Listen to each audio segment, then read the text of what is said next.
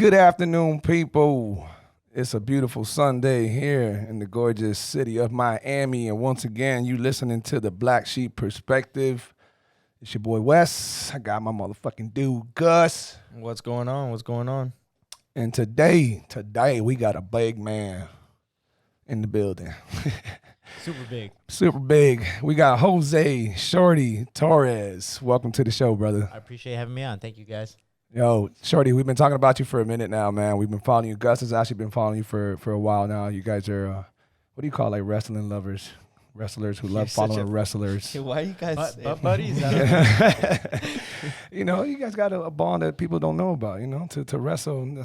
It's like, come on, like fighters. Like, you know, we get each other because of the bullshit we go through. Wrestlers, you guys are in your own little world. Yeah, we're cutting weight together. We're doing sauna things together.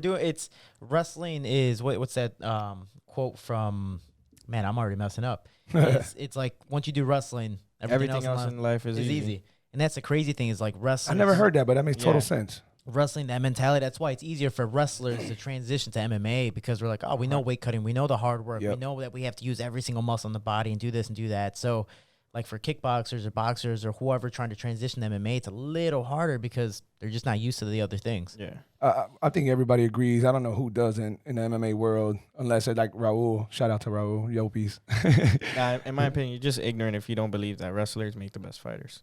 Well, I was gonna say there's no training more grueling than wrestling. The only thing that I would say is MMA, but it had to be a very specific MMA scenario that has to do with wrestling. I mean, you think about it, MMA is wrestling. We're Right. just getting now punched in the face. It's just that one added thing, you're getting hit in the face. Yeah. That everything else, you take the same bruises, take the same beatings, Right.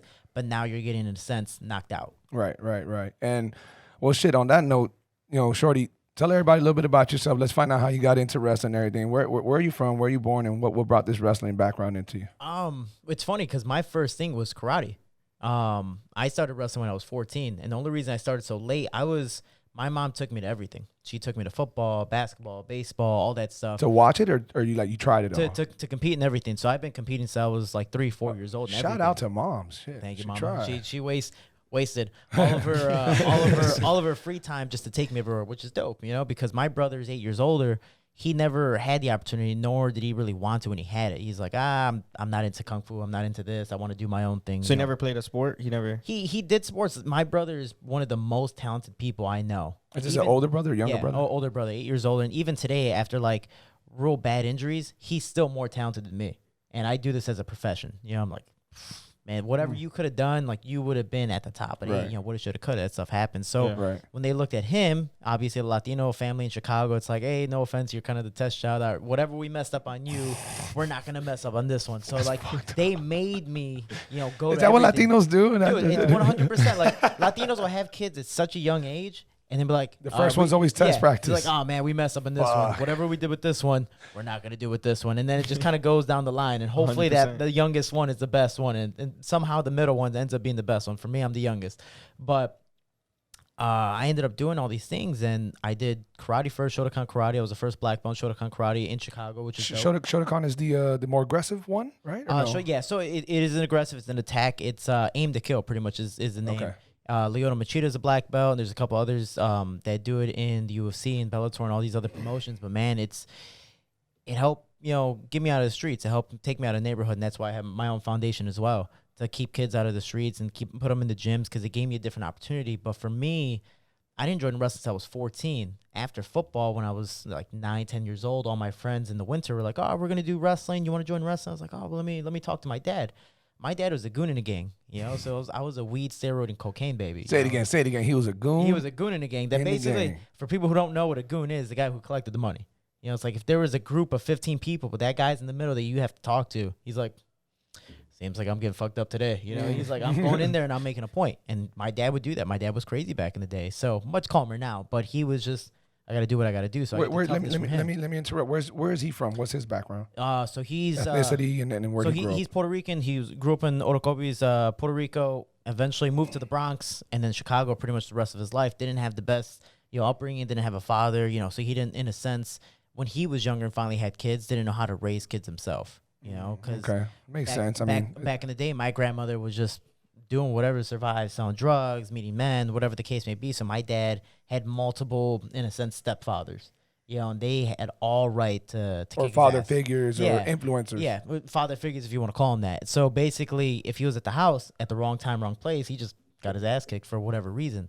So kind of growing up with us, because my dad was on a little bit of cocaine, definitely on steroids because of the being a goon in the gang, and definitely weed, all the paranoia, all that stuff, that if we were in front of him sometimes, he just kind of gave us that beating, whether he was mad or not. It's like wrong place, wrong time. But he also taught us how to fight on the side. So it's like tough loving that developed them into something positive. Yeah, because there's a lot of there can be a lot of backlash on his tough loving. Yeah. Some of us, I don't know, I can't speak for Gus. I know me and the people sitting behind that curtain, for the most part, we wore some ass whoopings, and it did us justice. We have a live audience here, by the way. Yeah. But that's the thing. Like, I look at it as the typical Latino upbringing in Chicago. I didn't know anything else. So when people are like, oh, I'm getting beat, this, that, it's like, hey, you probably did something stupid, or your dad was just mad today, or whatever the case may be. Your mama hit you with the chancla, whatever the case may be. But then you go to different neighborhoods and like, oh, they're not supposed to hit you. I'm like, I feel like that kid deserves a little bit of a slap. Like that's why your kid is doing whatever the hell he wants. Right. But so I was 10 years old trying to go to wrestling. I go to my dad and I'm like, hey, Dad, can I join wrestling like everybody else? He goes, is that the one with the spandex, the tights, all that stuff, the Speedo? I was like, yeah. He goes, that nah. leotard thing, whatever the fuck. And again, excuse my language for people who are super sensitive these days, but he's like, nah, man, that shit's for faggots. And this is a Latino in the upbringing in Chicago, so he's like, no, that shit's for faggots. So me being a parakeet at like 10 years old, I'm like, no, that stuff's for faggots. So I didn't do it. And then when I was 14 and I got to high school, surprisingly, fun fact, I didn't make the basketball team. So I lost the bet. So after football, the wrestling coach is like, hey, we need a 103 pounder or a small guy. Come on, join the wrestling team. I was like, nah, I don't want that gay stuff. I'm gonna join basketball. I ended up being like one of the last people cut, which is dope. But I lost the bet. So I'm like, all right, I'm gonna be in the wrestling room. And then I was that douche that was like, I don't even like wrestling. I want to just get cut. I wasn't the quitter, but I did everything to get cut off the team. Oh, okay. But I was never cut off the team. So I ended up just, thank you to that freshman year coach that he was like, you know what, I like you. So this was middle school? This was 14. I was a freshman in high school. Freshman in high school, okay. Yeah, so I ended up just doing it, and I didn't take it seriously until my senior year, and that's when, transitioned to college. I'm like, all right, man, I really got to do my thing, and ended up, eventually, long story short, where I'm at today. But wrestling started it all. So when did you start going into more combative stuff? I mean, I know you started with the karate, the Shotokan, but when wrestling took over, what made you transition into MMA or at least striking again? So when I was in karate, I was like a national placer. I was, always take like third place, second place, first place in national tournaments, do different things, travel around the country, which was dope. The only problem was I wanted to learn how to fight. Like anytime I'd play fight with my dad, body shots, stuff like that, he's like, all right, no kicks. I'm like, damn, that's kind of the only thing I know, or like point fighting, which that's what it was. It was just like, well, yeah, and then walk away. It's like, cool, I landed, but it's not a street fight, it's a brawl. Right. Yeah. So after that, I joined wrestling, and at 16, I met one of my good friends, Chip Amerisco, and he's like, hey, I'm at this gym right down the block. It's a little more expensive. I tried to join for a little bit. My parents just couldn't afford it. And I was that rebel in high school, so my parents were like, you can do your own thing. I was kind of an asshole to my family. So I was like, you know what? I was talking to my brother, and my brother had a near fatal injury. Somebody like jumped him and hit him with a bat and like cracked his skull and stuff like that. So my brother used to be the protector of the house. So he's like, you know what, man, fuck Dad. I'm gonna pay for you to go to this gym. It was like $1,200 for the year total. He's like, I'm gonna pay for you to go to this gym. So once the year's over, you can learn martial arts and fuck that up. And that was the only reason I started Combat Do, where I'm still at today with my coach, Master Bob Shermer. So I'm like, all right, cool, did it. This is how many years ago? This one I was 16, so it's about 11 years now. Damn. So you literally learned and I went literally there. learned So martial with arts. with the consensus of beating your dad after? Yeah. Oh my god. And it's not even that like beat my dad up. It was 100% to fuck my dad up. Like that's what it was, because my brother. So at this point, a lot of resentment had built from him putting his hands on you guys. It wasn't more of you understood, Dad's a little tough on us, but he loves us and this and that. No, the resentment was building up, the anger was building up, and now that your brother threw this offer at you, you're fucking salivating. I was game, and you're the It's high crazy, school but it's so teenager. understandable. You know, But what I you're the mean? high school teenager rebelling against your parents. Yeah, too. yeah, So you're yeah. like, I want to beat them up. Yeah, Stuff but like not just that. any parent. I mean, unfortunately, it's for a parent that's being obviously a little too abusive, a little passing the line. And again, like I saw that as a normal thing. Right. You know, it was like, oh, your dad's doing it too. That dad's doing it. Like that was just the upbringing of everyone in Chicago. you Somos know? Latino, bro. Yeah, all of them. So after the year, the crazy thing was martial arts gave me a lot of morals. You know, it changed my perspective, and I go, you know what? Cheers to that. That's awesome that he said that. Yeah. I was like, you know what, man? Even though I know the violence, I know this, I know that.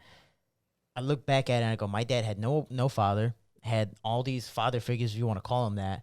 His mom resented him. He joined the gang young to get another family figure with them, and obviously he went down the wrong path. But you look at it as a parent, and given I'm not a parent yet, I don't think I'm a parent yet. Hey. So I deny a lot of calls for a reason. Another podcast. But I deny a lot of. Did you hear? It's I deny a lot of calls for a reason. my phone's on silent for a reason. So Oh my gosh. you got to look at it as a parent perspective of my goal, hopefully when I have kids, is to give my family or my kids a better life than what my parents gave me. And I look at it from my dad's perspective, and I go, man, your life sucked.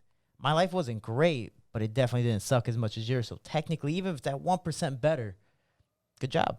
Yeah. Job well done. And that's the way I looked at it. My brother was like, all right, I don't care anymore. But it's the fact of that helped start my MMA career. Even though my dad was a little abusive, he was definitely way more abusive to my brother, just because it was kind of like that fresh. My dad's young, didn't know how to raise a kid, and 8 years later, hopefully it's a lot of practice. I'll go, okay, I'm not gonna mess up or hit this kid as much. I'm gonna. Without a doubt, that's true. And Without a doubt. my dad, took care of me. He really, and he still does today, but he's a lot calmer, a lot more cool. And him and I are finally starting to build an actual relationship where I'm like, dude, where was this 20 years ago? This would have been dope to actually have full conversations with you and Exactly all what that happened. stuff. It's a whole part of maturing, bro. Yeah. It's a whole part of maturing. Your dad, I imagine, Shorty, you're what, 24? I'm 27. 27. So Appreciate that, though.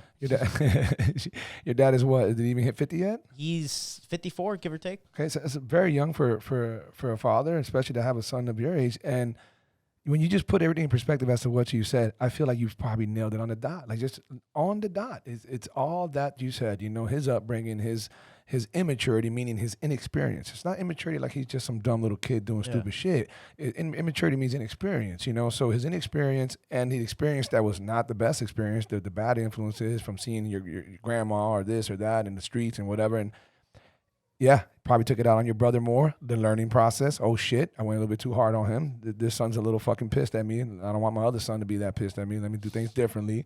Still, when you're something that hard because it's all you know, it's still difficult. Hence why he still did a little bit to you, just not as much. And man, it just makes sense, But what makes even more sense is, unless he was a complete prick, that he realizes it now, That He does, but he tries. It's funny because how he tries to neglect it. He goes, I was good, Dad. Hit you once in a while, but you're just like, you know what? I'm gonna drop it because if I bring it up, you're just gonna get all upset. Aside from that I'm not one trying to do time that you went to the hospital, it was never that bad. The crazy thing was, my brother, in Chicago, for people who don't know, anything cocked to a certain way, like besides, I guess, a watch on one side, like anything cocked to a certain way is gang representation. So it's like people or folks. And what were the gangs where you lived? What were the gangs that were? So like my dad was a Harrison Gent, which sucked for me. Fuck? So we don't talk about jets in this household. This is a dolphin household. Gents. Did you hear that? Gentlemen. Oh, gents. Okay, sorry. Gentlemen, sorry. I don't want you to have a relapse and start freaking out and all that stuff. But no, man. So my dad was a Harrison Gent, and that's on the north side of Chicago. But I lived in the south side, and even though I wasn't one, you're born into it, type of thing. And that's a pretty gangster ass fucking gang name. Harrison Gents. It's crazy because a lot of the gangs back in the day started off as like in the 60s, started off as like softball teams or basketball teams, just playing pickup games. Out of nowhere, it became a family, and then out of nowhere, they're just having feuds with certain people, and then becomes a gang. Is that the backdrop on that? Did you do some research on that? Is that pretty true? That's dope. It's kind of crazy. So my boxing coach in Chicago was one of the originators of the Gents, and then my dad was the generation after. So like talking and seeing down the line is pretty dope. Like it's so old. And I wouldn't even say so old because I'm just a youngin'. Is you ever seen the movie The Warriors? How they have the jackets? Of course, Every gang, the yeah. boppers, all that. Like they all have the Right. jacket. You know where they're from. My dad has a jacket. Still. Yeah, he has like a wool or cotton homemade. That shit's probably worth money if he fucking. Dude, it's so dope. And it's crazy because my dad, even though it's negative from other people's perspectives, it was his family. So he dressed me up. Right. He put the I purple get it. bandana over my face. He put the black hat on me. He put the sweater on me, and he just took a picture and he just started crying. He's like, "Oh, it reminds me of me when I was young." I'm like, Dad, you can only see my eyes, you know. But anyways, you know, my dad made us who we were. You know, the ass kickings in a sense was just tough love, but he gave us a better life than what we had, and that's all that mattered. So there's a whole lot of dad talk going on. Where's mom? Mom, she's she's around. No, but like we all take care of each other. My mom is, without her, we wouldn't function. Like, she is the smart one in the family. Like, she pays all the bills technically. Like, Are they still together? Yeah, surprisingly. Okay. Yeah, don't even, like, my mom has put my dad in jail twice. You know, because my dad was abusive, and then my dad did drugs and all that stuff. So you just never know. You know, so my dad was my mom's first love. So she stayed with him forever, but it was just kind of like, Your mom seems to be. She's loyal, but she's 100% the heart of the family. Without her, like, we all slowly break away, and she takes care of her brothers and her other family members, all that stuff. So without her, I wouldn't be as smart as I am, because I definitely have all of her like mindset. You know, shout out to Shorty's mom. Hopefully, when she hears this, she can see the love that she gets, and you know. It's funny because she gets mad because sometimes in interviews, like, I'll bring her up, but it's very like, oh, this is my dad, my mom, my brother, cool. And then I talk about my brother the most because he's always the most relevant. Mm-hmm. And my mom's like, so you didn't talk about me, about taking you to karate all these hours? And I'm like, my bad. Okay, I'm writing it down. But she in a sense, like, spent all of her free time, or wasted all of her free time, however you want to see it, being a great mom and taking me everywhere. Because she tried to do that with my brother, but my brother was too old at the time, where he's like, you know what, I want to hang out with my friends. I want to hang out at the mall. I want to do this. I want to do that. For me, she literally never let me. She's like, yo, we're running 5 miles today. And she would run with me. That's awesome. Go to the park. We're going to do this. And listen, that, you know, I see this now more because I have a niece, you know, she's 12 years old. And I see the difficulties. If you don't have good support from grandparents, like my brother. Okay, so my brother, if he doesn't have the support of my mom, it would be so much tougher on him. One, to do his own thing. Two, to take my niece to jiu-jitsu classes at the gym, at the UFC gym. I see it now because he lives further south, and I see that according to his work schedule and my mom's work schedule, and then when she gets out of school, and them correlating, and then just to bring her all the way up here to Kendall to go to the gym for a 1-hour class, it takes a little bit of sacrifice, you know, and you do it as a parent, you know, you do it for the love of the kid. You say, you know, this jiu-jitsu is going to be great for her. I need her to do this. So if I got to piss away 2 hours of my day 3 or 4 times a week to make sure she gets there and does it and blah, blah, blah, and still be willing to go back home and then do a bunch of fucking homework and all that, you know, that's great parenting. But it's crazy because my whole family, at least my immediate family, are all fighters. Like, my mom is 4'8". She's tiny. She's up to my shoulders, you know. 4'8". She's tiny. It's awesome. And I'm like, oh my God, I'm taller than somebody, you know. But Shorty, tell everybody out there so that they know, because, you know, there's people who don't know exactly who you are, what you look like, or your height. Yeah, I'm 5'4", so you stand up, more than likely I'm like hugging you at the chest area type of thing. He's a little tank, though. He's a little tank, though. He's not some skinny, scrawny 5'4". He's a little fucking tank. Hopefully. I didn't get that until like in my 20s. Like, I didn't finally thicken out until like 22. I'm like, oh, now I gotta really cut weight. Damn. But it's like, for example, feel you. Yeah. Like, I wasn't cutting weight for my first 4 or 5 amateur fights. Even for wrestling, I didn't even cut weight. And like, cutting weight now is my worst enemy. Yeah. And just food in general. Oh, really? Yeah, that's your. But we're like, gonna get to that. Yeah, but like my family, in a sense, we're all fighters. So even when my brother and father would have altercations, my dad would be like, "He's getting better." You know, even though they just had a real. I mean, like, for example, my dad. Would they throw hands? What I was trying to say earlier. They would throw hands. Yeah. So what I was trying to say earlier is, in Chicago, if things are, you know, lean to one side or whatever the case may be, your sweatpants is up on the other side and the other side's down. Yeah. You're representing something. So my brother knew it too, that he was coming in with the pierced eyebrow on one side, but it was the opposite side of my dad's gang, and he came in doing it out as resentment. So the living room's right here where I'm at watching TV, watching like Looney Tunes or whatever, and the kitchen's there. My brother walks in, he goes, "I'll see you later." I was like, "What the?" You know, I'm like maybe 10 years old. So my brother at the time is 18. So I'm like, man, what is, okay, cool. You know, so he starts walking, and out of nowhere, you just hear them start getting mad. My mom and dad are in the kitchen. My dad starts arguing, and I don't know, you just hear like chairs moving, the table move, and they're just like throwing hands at each other. And slowly, somehow, it's like the Family Guy fights. Like, somehow the fight starts walking, you know, in front of me. The Family Guy fights. What a great reference. And I love that. They're just swinging. And I look, and my mom is like on my dad's, like, stop hitting him type of thing. And my mom's tiny, so she's just like a little backpack to my dad. My dad's my height, but he at the time, he's at steroids, so he's just big. Oh, okay. And so they're throwing hands, and I don't know, my brother's like, man, fuck you, and then just leaves. And he looks at me, he's like, I'll see you later. And he leaves, and then my dad, mad, he's like, he's getting better. I'm proud of him. And I'm like, what? Hell no. You guys just got into this crazy altercation, but you're happy. And that's the thing. That was literally my upbringing. Like, honestly, I take care of a couple kids at home where I'm training them and stuff like that. It's kind of like you want to beat the master eventually, and you're the master. It's like you want the grasshopper to eventually be the master. And that's how my dad was. We would play body shots. I would try to beat up my brother. And I remember when I started learning martial arts, we have this big, like, even though it's a small house, we have like an obnoxious Bel Air window where, like, it's just one wall window. No reason why. It's a waste. But anyways, I almost threw my brother through the wall one day, or through that window. And like after one day of practice, I learned one of my favorite throws called the Yoko Car. My brother went to tackle me, and I went to toss him through the window, and he hit the window and just fell. It was the opposite of everything you see in the movies. Hit the window, fell, and this how you knew, like, I finally overcame adversity from my family. All you hear is my dad in the living room or from the kitchen, like, stop picking on your big brother, and I'm like, I did it. So it's cool, man. Hey, that's funny that he says that it's nothing like the movies. Now, every time, I sorry to cut you off. I was looking at a it was a Joe Rogan episode. I think it was the last one he had with Brandon Schaub and his homeboys, and they were watching the fights.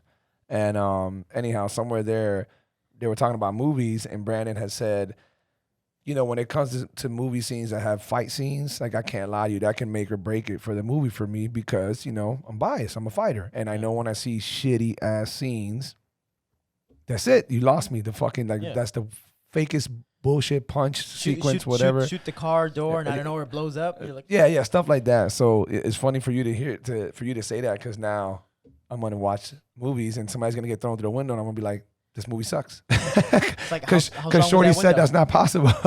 Dude, I was so mad because I was so happy throwing them, but I knew I was gonna get in trouble. But like, come on, break the window. Break it. Like, look cool, make this an epic scene. But it's, like, even though I'm in a sense talking negatively about my father, like, if it wasn't because of him, I wouldn't be where I'm at today. He gave us the tough love, and he gave us the resentment, in a sense, to push us forward. And right now, I do respect my father as much as I do my brother. Obviously, slowly, like, turn a new leaf. Like they're off and on again.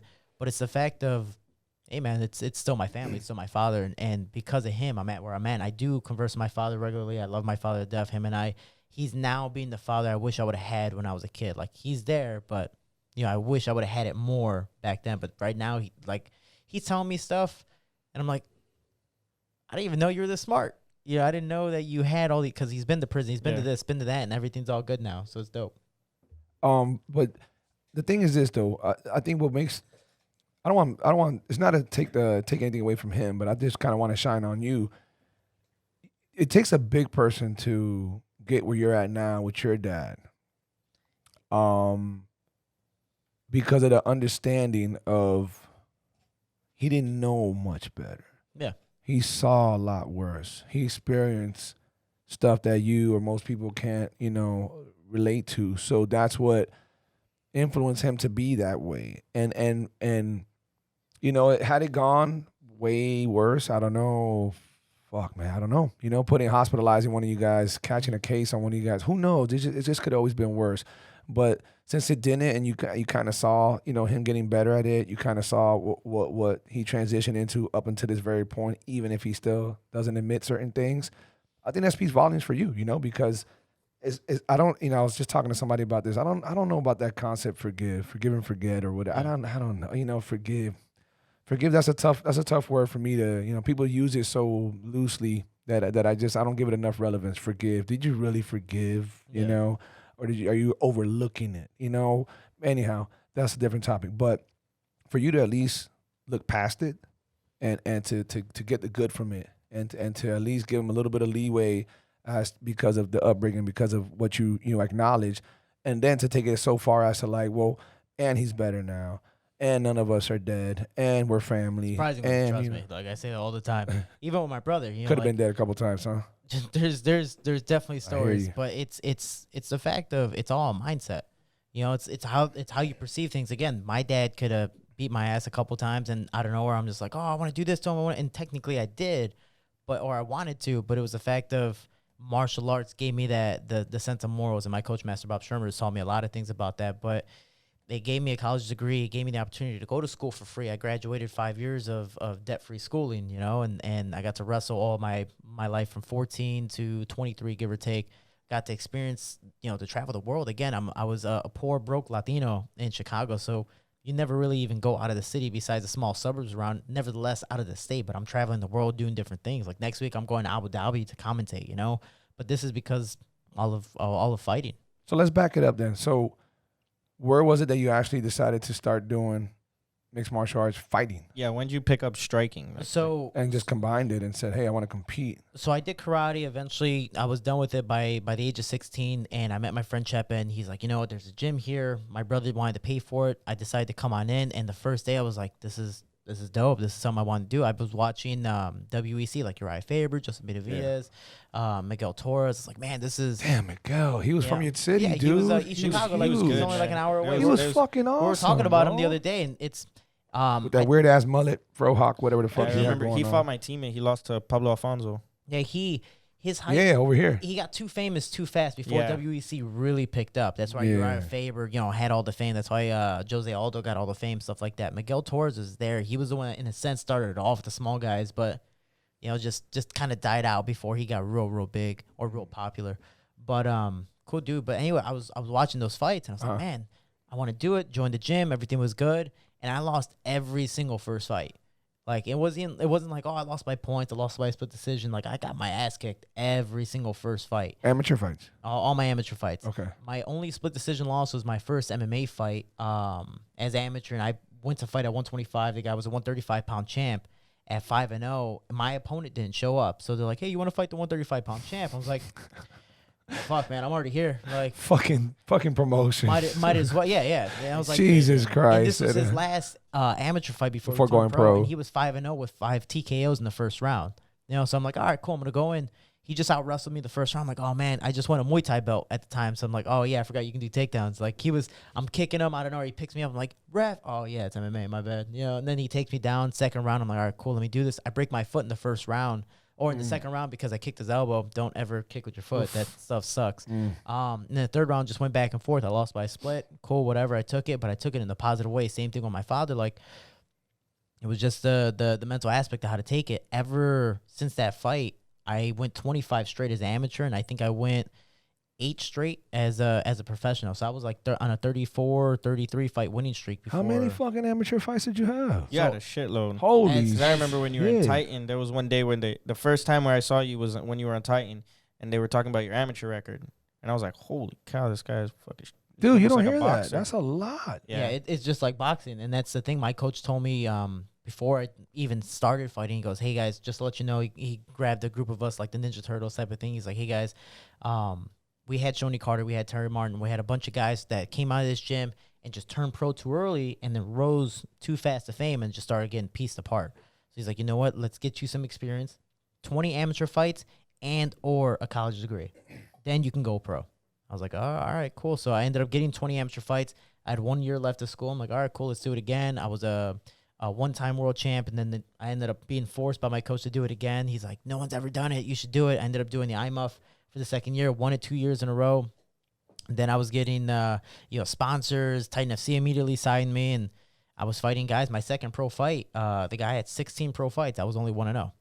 And I ended up dominating that whole fight. Wow. And then my third fight as a professional was for a world title against. Damn, why would Titan set you up like that? That's horrible. Well, it's not even that, because one, it was, yeah, technically, if you look at it from that perspective, but if you look at it from 16 pro fights and whatever he has amateur, he probably only had maybe like 5 as amateur. I technically have more experience than he had, because my amateur fights I had 26 plus 50 in Muay Thai and kickboxing combined. I had hundreds in wrestling, and I did so many exhibition matches just randomly having fun that it didn't matter to me. What's going on, beautiful people?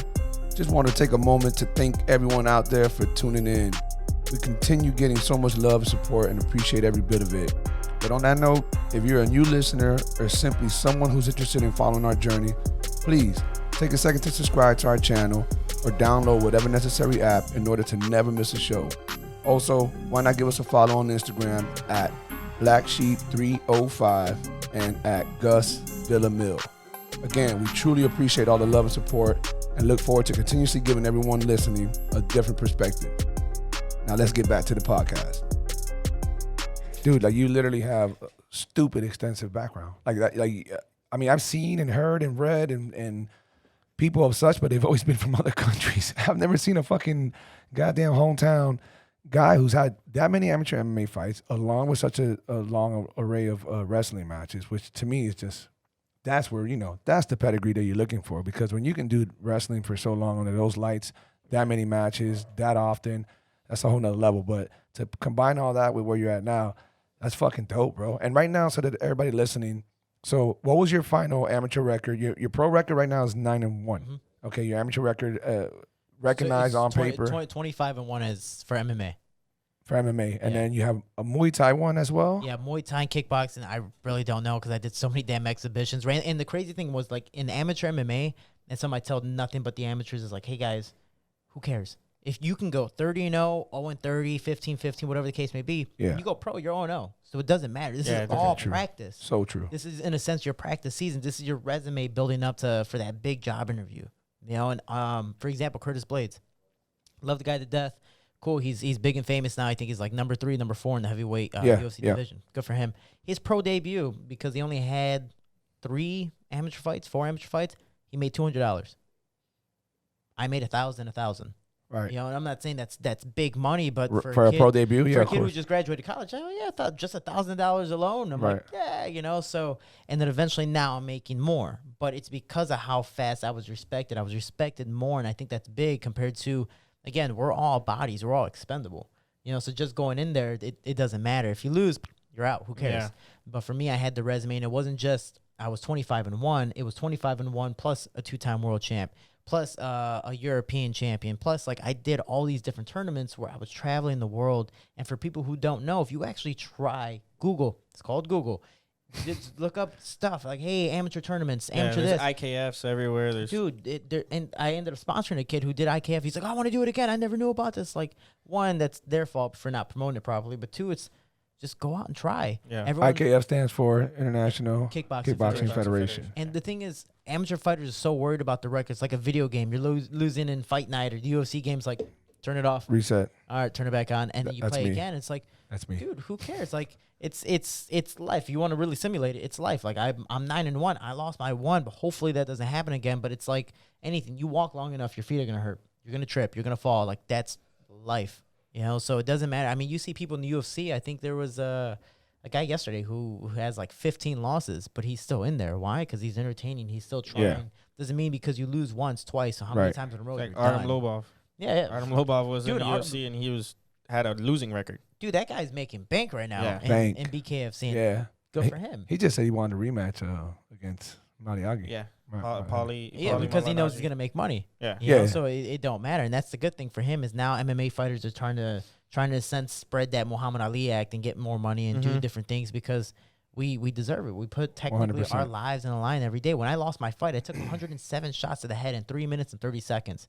Against Alex Perez? Yeah, I don't know if I'm gonna get CTE later on in life. That was a really good fight. Actually, that was a horrible fight for me. Besides taking so many shots, I went in there so mentally broken. A lot of things behind the scenes that I went in there, and this is my biggest fear is failure. Not failing because I lost, failing because I didn't give it my all. And so when I went in there to fight, like I was kind of in a sense like in a panic mode. Okay, so let's paint a picture for everybody there. So before you're talking about the UFC fight that you had, your only UFC fight. I had 2. Second, okay. So what was your record before you went into the UFC? I was 7-0 with 5 title fights and 3 title defenses. Okay, and those title defenses and fights were all in the same league or no? All in Titan FC. It was at 125 and 135. So I won the belt, defended it, bumped up, won the belt, defended it, and then bumped back down because the UFC still wasn't calling.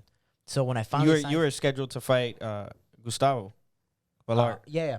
So they want, or supposed to, and then they Yeah. denied the fight, even though Yeah. like we did the face. I was like, okay, and You that's the would've thing. Fucked him up. Yeah, the crazy thing was, and I was Fucked him I'm up. so excited That because would've I been- don't. Don't I start think you some would've shit. gone to jail Don't after start that. some shit. Like, Don't that- start. Hey, you know people listening. Don't start Yeah. some shit. It's like we're in Miami. We're in his neighborhood right now. So No, I got um, mad This- love. I got mad Whoa, love. for whoa, Gustavo. whoa, whoa! This is not his neighborhood. I'm just saying though, like technically, man I'm is from hard Chicago. illegal. Tanakua. No, I got mad love for Gus and little Gustavo. I've and trained with him before. I'm Yeah. cool with him. Oh, I'm they're all with him. cool. Like we I worked shake 'em together every and all time. that Super stuff. humble But we were talking about his last fight and the fight before, Yeah, when the he got fight kneed. where Yeah. he got knocked out. And we were just disappointed that his whole attack was just the most obvious short little overhand into a takedown. He's a small guy. Yeah, Yeah, exactly. kinda has yeah. to. Yeah. So and it worked against him. So I don't know. Anyhow, What- but keep going. So I was 7-0 when I broke my hand at 5-0. The UFC called 3 times for me to sign up for the Contender Series. I'm like, dude, my hand. I was talking to McMahon. I was like, my hand is broken until this date, and then I won't fight until this date because I need a training camp. He's like, oh yeah, cool. So you want to fight next week? I was like, I told you I won't be able to fight for at least 4 months, a solid 4 months. All right, cool. You're right. Call me next week. So you want to fight in like a month? Bro, like what am I telling you? Like you're not listening to me. And they just would keep on offering fights. Like they wanted me to fight Tim Elliott, which I was perfectly fine with. They wanted me to fight Jared Brooks and Alex Perez before I even fought them, and they both denied the fight for whatever reason. And I'm like, okay, like I'm waiting to fight. It ended up being 9 calls. I was supposed to fight in Dana White's looking for a fight in Mexico, and that's when Eli Garcia ended up taking the fight. He ended up winning by a head kick and moving up to the UFC. That's how he got signed, because he replaced me last minute. Lucky for him, he's a small guy. It was like a 3-day notice, so the cutting weight. That's Sergio Pettis' cousin. Isn't Yeah, it? cool dude. And I trained with him super in nice. But they're all dope people. And so I'm like, oh man, he got the spot that I wanted. All right, whatever. And then they called me for the 10th time, and they go, hey, do you want to fight Jared Brooks in 9 days? You have 26 pounds to lose. I was like, no, I got 26 pounds to lose. I'm a flyweight. That's almost quarter of my weight. I'm not doing it. I talked to my nutritionist. He goes, Shorty, you've been training. You're in shape. You're just fat. Like you're just big right now. That's all it is. He goes, you can make weight, but I'm going to let you know right now, it's going to suck. As long as you don't mentally break and do everything I say, you're going to make weight. Get to the fight. I make weight. Everything's good. But I didn't have a training camp. I wasn't, in a sense, training. I was just helping fighters. But again, training camp is to get, for that specific fighter. And I went in there. I got dropped in the first round. I got beat up a little bit. And then second round, I slowly started to impose my will. Like, all right, cool, I'm awake. I'm doing my thing. And then there was that accidental little slam. Even though I caused it because he picked me up, I was like, oh, I know he's going to slam me. I wrapped around his hip so he couldn't arch back. He decided to try to showboat and try to make a big slam. And, my legs fell on top of his head. He dazed himself. I just got behind and finished the job. That's my job to keep on going until the ref stops the fight. Of course. Bad. So I won that fight. Great job. Yeah, I won that fight. I'm in the pinnacle of the sport. Yeah, I'm in the UFC. Yay. And then we talked to Mick Maynard, and they go, I was like, hey, man, I'm prideful. Obviously, everyone's saying it's an accidental KO. I want to, really show what I can do. Give me a full training camp. I want to fight. Let me fight in September earliest. And this was in mid-June. They're like, no, you just fought. We have a bunch of flyweights. We're going to move you to December, like the end of the year type of thing. I'm like, all right, well, I'm going to go. I ate some food, enjoyed myself, got fat again. And it's a wrestler perspective, definitely a bad perspective. But I was like, all right, cool, I got fat again. And then they go, hey, this is like 2 days after I started getting fat. So I ate a lot of food, binge eating, because I'm not fighting for possibly 4 more months. And they go, hey, you're fighting Alex Perez in 20 days. It's like, They're like, you're fighting Alex Perez in 20 days. You either take the fight or you don't fight until sometime next year. And next year doesn't mean January. Next year can mean next December. And now when they tell you that, did you already have some type of, obviously we didn't speak about it, did you already have some contractual binding that says you can't compete out of the UFC? Yeah, so you can't compete. You are exclusive to the UFC. Yeah, once you fight, unless you sign a one-fight deal. Do not compete. Yeah, but unless you sign a one-fight deal, which says you can come afterwards. But the UFC doesn't do that unless they're trying to let's say they signed you because they really want to promote you, but they're gonna just sign you for a one-fight contract to help him hopefully kick your ass, and then they're really gonna promote him. Right. Type of thing. So that's the only time they'll do one-fight contracts, unless you're. So obviously you heard that threat and you were like, "Fuck." Yeah, and I'm there's on a no way. four-fight contract, and me again, I've worked my ass off to get to this point. Right. So my first fight was when I won the title 7-2. The guy was hopefully gonna go to the UFC. I kind of ruined that for him. All right, cool. I was like the highlight of UFC Fight Pass. I'm like, all right, yeah, I won the belt. Now I got to defend it. Defended it against a UFC veteran, 18-2. I'm only 3-0. I knocked him out in 86 seconds. He went the full distance with Tim Elliott, who at the time went the distance with Demetrius Johnson. I remember. You know? So it's just remember like that. I knocked out a legit contender. Legit dude, right? And so I'm like, no. All right, that's when I bumped up, fought Sharapov. No, you still don't want me? Or now you're calling me after my broken hand? Cool, I fought Gleason, who was at ATT where I train at now. Tibau? Yeah, no. The fuck? I'm like, wait, what? That, no. Gleason de Jesus, another big guy. Skinny black guy. Guida Oh, knocked him yeah, out. I know who. Yeah, Okay.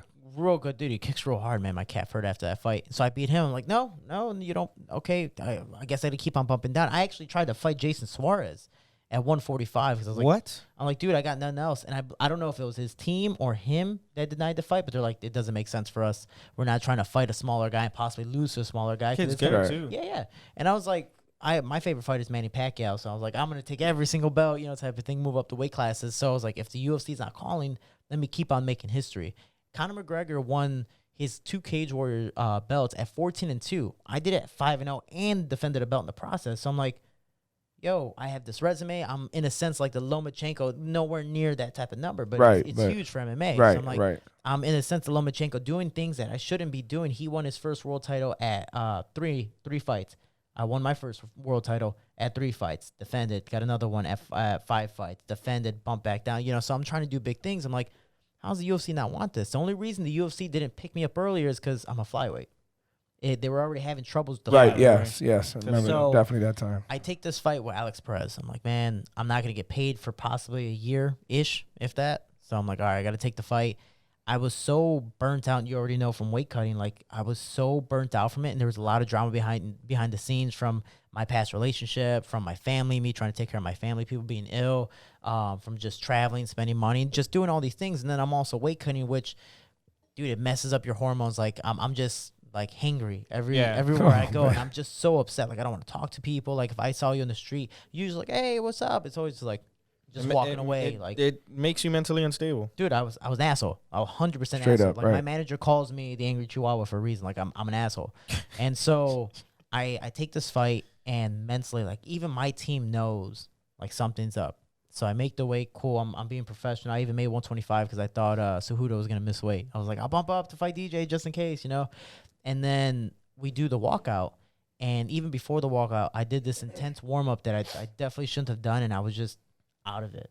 And so I'm walking out, cool. I'm like faking the smile, like, yeah, whatever. And every single fight my family's been at, and they came to this fight for some. It's at Staples Center, so this place is huge. It's already packed, and I'm the main event for the UFC Fight Pass prelims. So it was dope. I'm like, yeah, I'm being highlighted a little bit. And I go in there and I'm looking because I'm the blue corner, so the red corner is still walking out. I'm trying to look for my family for like the 10 minutes of the walkout and the announcement and stuff. And you can just tell that like there's a panic, and I'm not even excited for the fight anymore. And I went in there. The very first punch he threw, it was just like a jab, and it was right hook to the body. The right hook landed perfectly, and I just remembered like, you ain't shit. And like it hurt, but I walked forward, straight poker face. What'd you say? You ain't shit. No, you ain't shit. And so I'm walking forward, and he's catching me with a couple things, and I see everything coming, but just things never, played through. Like for some reason, I just wasn't waking up and attacking back. I was like, all right, cool. I got to do something. I see the right hand there. I threw an overhand right, clipped him right in the tempo, and I saw him wobble back a little bit, but I backed away. Why? I just didn't care. Like, I really did not care. I came in with the mindset to that fight of I'm going to go 3-1. I was on a 33, 34 fight winning streak, and I'm already thinking about losing. Like, then, yeah, I'm going to lose no matter what. Take all the shots. I lost the fight and just wasn't the same after. I took about 2 months off, and I started doing my Inside Team Shorty, my own little podcast, and start doing the mental game and trying to, in a sense, like, recoup myself, rebuild myself, and figure out why I thought this way, figure out why all these things happen. Months later, after doing at least about 2 seasons, which was dope, it was about 20 episodes of just the mindset and mental game, I fought in Jordan for a Brave. I got signed to Brave. Cool, I had a better contract in UFC. They're paying me more. I was like, yeah, I'm actually being respected. So where's Brave at? Brave is primarily in Bahrain, the Middle East, the Kingdom of Bahrain. It's a Brave super, CF. Yeah, so Brave Combat Federation, super small country, but one, very, very powerful. But super small country, but they travel everywhere. So like they were in Brazil. I'm going to Abu Dhabi next week to commentate. They've been to Fucking awesome, India, bro. South Africa, all these places. Like, it's a dope promotion. And the when they come out, like, it's like a WWE walkout, like fireworks, all this Oh, stuff. It's like, okay. this is dope. But so I take this fight in Jordan. I had to postpone a fight. I was supposed to fight in the Philippines. I got real sick. I couldn't take the fight. My team made me back out. I'm like, all right, whatever. I fought a month later in Jordan. I had way worse of a time in Jordan because of the different language, the food. I had a lot of things still behind the scenes leading up to that fight. But for some reason, even though this Jordan was worse than the UFC fight with Alex Perez, I was like, you know what? I had the mentality of going, fuck it. Let's just give it my all this time. If it doesn't work out, at least I can say if I failed at this one, I didn't 100% fail because I gave it my all. I'd rather lose, try my best, saying, hey, I gave it my all compared to just not trying it all and saying, woulda, shoulda, coulda. Right. So I went in there saying, fuck it. Dropped the guy in the first round 3 times. Then he tried to be a leech and held my back for the second round. Then third round, he just ran. And I'm like, well, man, I'm trying to put on an exciting show. Like, either knock me out, knock you out, like something. We're fighters. Don't run away from me. But won the fight. I'm like, I did it. Like, I'm finally mentally back. Right. But why was I mentally more there? Even though this shit was way worse than the Alex Perez fight, what led me to that moment was just really me trying to find myself and talking to myself. Kind of like that girl when she breaks up with me. She's like, I got to do me and find me. That was pretty much me. So do you feel like up to now, you kind of figured that out? Now it's crazy because now I feel so much more, and not even physically prepared. I'm always physically prepared. I'm so much more mentally prepared than anything that doesn't matter if I win, lose, whatever the case may be. I feel mentally that I could 100% excuse I my feel language, that's more fuck important, anyone up. Oh, it's 100% important. Like, I was talking to Greg Hardy about second chances, about how Yeah, I was he watching worked that on his ass your- off to get to the NFL, and then Pro Bowler, all that stuff, and then he gets released. Dude, what are you gonna do now? Like, there's so much, like, that's your sport. And then he's like, you know what, I'm doing MMA, and I had the mindset of even all the negativity. The UFC told him no, I think like 3 times, Right. but he still knocked everyone out. He's like, I don't care what you say, I'm still pushing through. And they signed him now. He's one of the highest paid heavyweights, in the UFC. Why? Because he just pushed through. He persevered, and he never stopped trying. And that's 100% a mindset. And I wish I would have had that when I was in Titan, slowly transitioning. Even if I had the last minute weight cuts, people would have easily taken my place with those last minute weight cuts just to not even make money, just be like, I fought in the UFC, I'm doing this, I'm doing that. Me, I was thinking negative. Now I'm trying to look at it from a different point of view. So let me ask you. So I guess from what I'm getting, from everything that you're saying, what I want to instinctively come back with, kind of ask you is, well, it doesn't sound like you still figured out what happened that day. Why'd you mentally shut down? And I'm not asking, it's kind of like a rhetorical, whatever, statement, question. I'm not asking for anything definitive. What I'm saying is, I think people, when they don't go to the root of a certain issue, and not saying that you're overlooking it or undermining it, but if you don't figure out that root, you're kind of still flirting with the possibility of that shit happening again. Yeah. And if you didn't figure it out the first time and it pops up again when you think you got everything lined up, that can rattle you even worse than the first time. So my question is, I mean, it could be something so fucking simple. Might not took the right shit that day. I don't know. But do you think you came closer to figuring out why you mentally shut down? Why'd you go into that clouded phase if actually things were going so good? Obviously, you took the fight when you shouldn't have. But is it where, okay, I know that if I'm taking a fight not feeling my best, there is a strong possibility that I will not go in thinking the way I should in order to overcome this. And therefore, I need to acknowledge that and either choose not to, or can I overcome that? And that's the thing with, like, my personal series is, like, sometimes throughout, like, I never write down what I'm gonna interview myself about or interview fighters about. We'll just randomly be talking. That's cool. And, I love out that. of nowhere, it's like, Look, oh, I got damn, notes for you. Look how short they are, and I haven't even looked at it once. And we're literally like, we'll be talking off air, and out of nowhere, I'm like, we're gonna talk about this. Yeah. Cool. I think this is a big topic that we should bring up. And so when I'm talking to myself or talking to people, and I think that's huge. Yeah, it might sound crazy. Talk to yourself. You start talking to I'm yourself. my best friend, bro. Dude. And see, but I was my worst enemy. Ah, And that's the thing. That's the way you look at it. You can be your own best friend. You can be your own worst enemy. And the problem is, you can be your toughest critic. You can be your, all like that. I made a video on something called self-sabotage. Not because you're sabotaging me, it's because I'm sabotaging myself. How many people have done so many good things, or there's so many things behind the scenes that are awesome. There is no way you could lose. Yeah, Oh, yeah, damn, that but what if I happened. lose? What if Right. this happens? What if Why? that happens? Yeah. And I don't know, or you're mentally fucking yourself. Right. And that's pretty much where I was at that point of, given I might not dig deep and know exactly why I lost that fight, but mentally, because of all the things that I was just trying to change my perception on going to that fight in Jordan, I was a lot stronger. And trust me, the stuff in Jordan, and again, there's no fault to Brave. It was 100% me. It's like just things behind the scenes. There was a lot of drama. So be it. But why did I win this fight and actually try compared to the other one? And now I feel even leaps and bounds to where I was. My last fight was in April. And now I'm fighting soon. So I'm like, cool, I'm ready and just excited to get to that point, because no matter what happens, no matter what shit I have to go through leading up to that point, I just feel that much more ready. And I tell people, you could be the strongest athlete in the world. You can be Czech Congo. You can be, Tim Kennedy. You can be a perfect specimen. But if you're not mentally there, the machine's not going to run. Right. So Let me ask you. So, you said, I think when we hung out last weekend, to the listeners out there, we were supposed to do this podcast last weekend, and Gus got caught up with something family oriented. Gus forgot. It was a very important day. Congratulations to Gus's father, who got a big promotion as an officer over here for the city of Miami, right? Miami Beach. From Miami Beach, and that's a big deal. And he's a great dude, and he was involved in a big incident. So. Gus forgot that he was getting a promotional thing, and it's not just like a promotion, like, here's a new badge or stripe or whatever. It's like a fucking 5-hour ordeal, and so it threw us all off. But hey, better for us, because we got to hang out at the beach, me, you, and Mikey, Uncle Mikey, Coach Mikey, and we had a good time. And I got to get to again. Mikey was on his phone so long that me and you were like on a date. Yeah, and we had a great time. But see, that's the thing is, like, if it weren't for that conversation, I wouldn't open up about my family. Right, I wouldn't have right. opened up about my because I do, the interviews, yes, are about me, but I never like to talk about my family. Like, even though I love them, it's usually all positive stuff.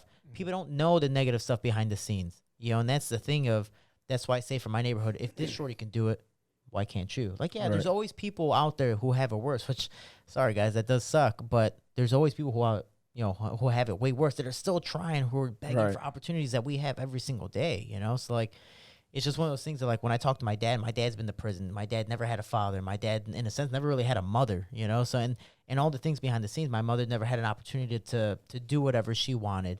My brother was just that guy who was like, man, in a sense, I was a test child. I got beat up and all that stuff for you to have, in a sense, a better life. So it's like, I'm doing everything now for my family, but without that previous conversation, maybe that stuff never would have came out, So, and that's something, again, that gets overlooked so easily when it comes to just sports in general. Everyone's like, oh, physically he did this, he did that, he's awesome. But why did he lose? Why did he win? What was his mindset going in there? That's why Tyson Fury's become so popular now, because he went through depression, he went through all these things, and now that's coming out, and everyone's like, yeah, you're awesome. Like, why wasn't that highlighted earlier?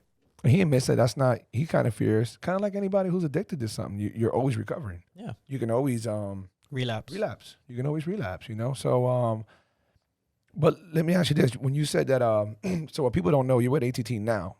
How long have you been with them? So a year and a half. So you just told us about, and correct me if I'm wrong, you just won in April, and that was for Brave. Mm-hmm. The time before that was the last UFC fight. Mm-hmm. That's the one that you lost. The one before that was the UFC fight that you won. Let's just stop at those last three. Yeah. Were you with ATT for those three? Yes, I was. So how does this work? Because you don't live here. Let everybody know a little bit, because when we hung out, hence following up on us hanging out last week, you were telling me stuff about when we had Mikey on here that last time. We had so much to talk about Mikey. We can never cover everything. Yeah. You know how it is. We'll have you back on here again, and we're gonna fucking have a ball talking about more shit. But I love that you were giving me a perspective, and I fucking think I know it all, especially when it comes to the MMA community and all that, about how ATT works in regards to like out of town people or sponsored. I don't say sponsored fighters. What would you call it? I don't know. Like when you guys have an agreement with them. I don't know. Signed with them, contract. Yeah, it's like contractual obligations. Yeah, contractual. Tell the world out there how that works for you, because you're from Chicago, but you're coming to Miami. That can be real expensive. That can be, do you have family? How are you working that out with ATT, and how does that go for you? So ATT, it's crazy their business model, because they only take a certain percentage of the fighters. Now, for example, I've been to Jackson Wink Training Lab, Muscle Farm, Dwayne Ludwig's gym, and a lot more. Sorry if I left a lot of people out, but it's the fact of I've been able to travel some really, really big gyms, and I've had an amazing time, amazing coaches, amazing team, but sometimes the business model doesn't work well for me. And me, just a broke kid from Chicago who at the time just graduated college. So I definitely don't have a job. I don't have any money. And I'm just ready to start my MMA career and see where it goes from there. And everything's finally going well. I needed a gym. I was training with TJ Dillashaw. He just won his, I believe it was the second fight against Cody Garbrandt. And I'm like, all right, cool. He just had a baby, so he was never going to be in the gym. The bad thing with TJ is when he's gone, all the small guys kind of go too. They're like, oh, well, TJ's not Is that here. when Aaron Pico just came to? Yeah. So You know, I think that's when I started following you. I think I saw you. I think Dwayne put up a video. Yeah. And you were in there training. And Dwayne's taking care of me very well. too. Something He's like let me that, say and I it. started House is following amazing you. guy, man. Yeah.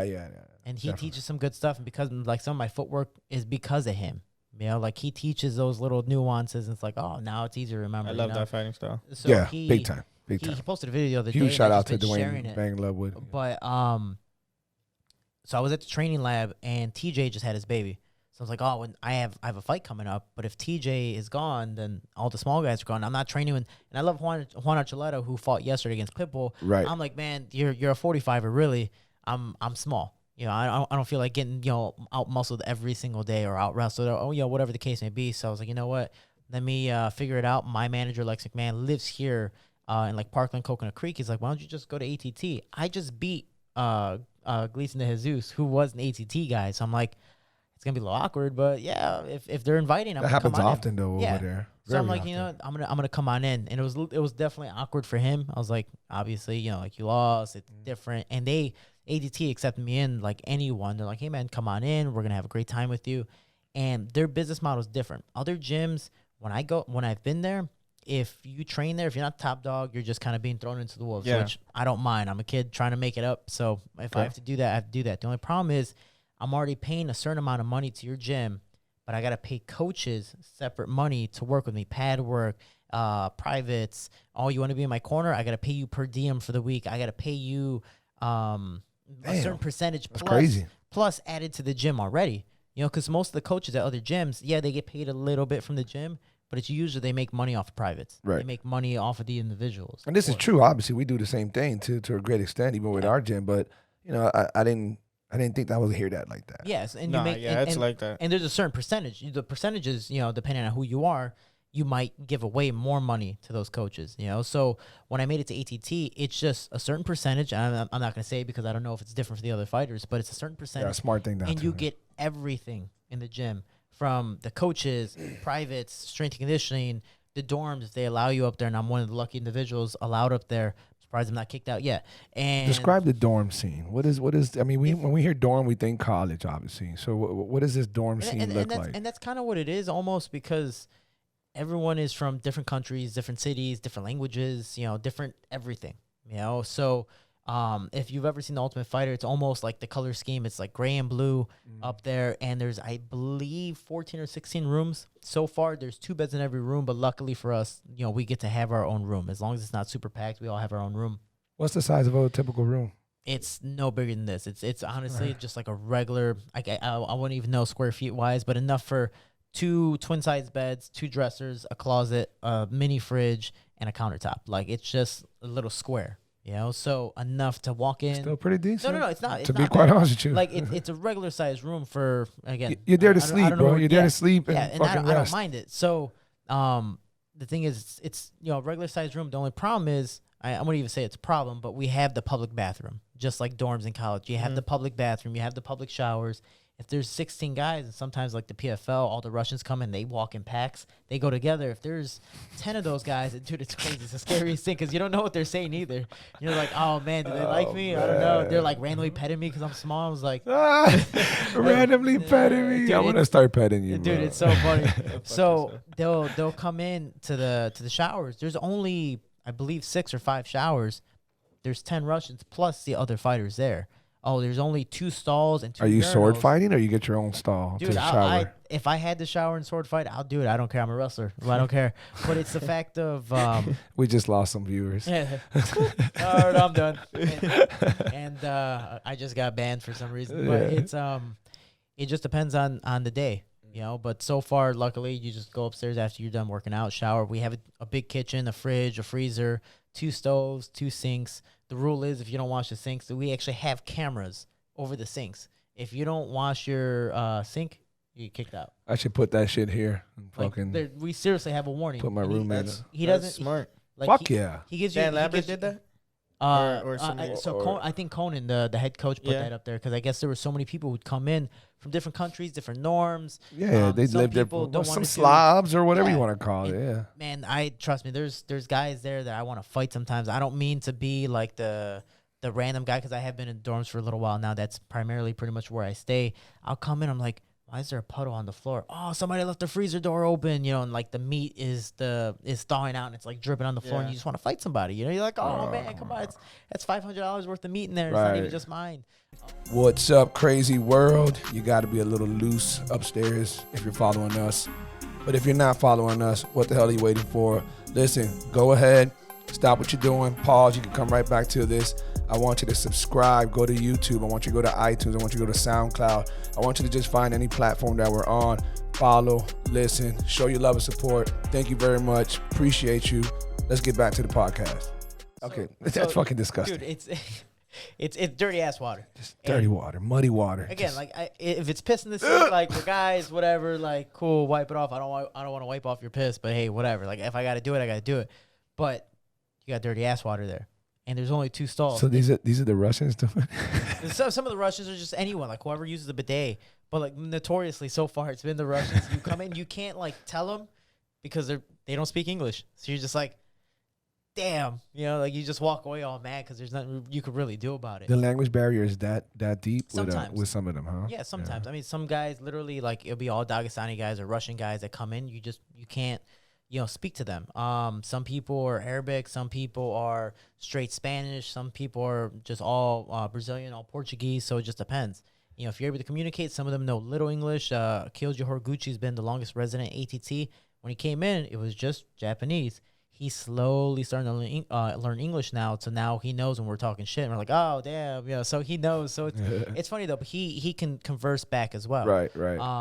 Let me ask you. So you've been with him. You've been with ATT for a year and a half. You said. Yeah, a little over a year and a half. So how long have you been back and forth on the stretches of staying in the dormitories? You haven't been there for a whole year and a half. No. So I usually stay between a month to 3 months. So far, this is my longest stay.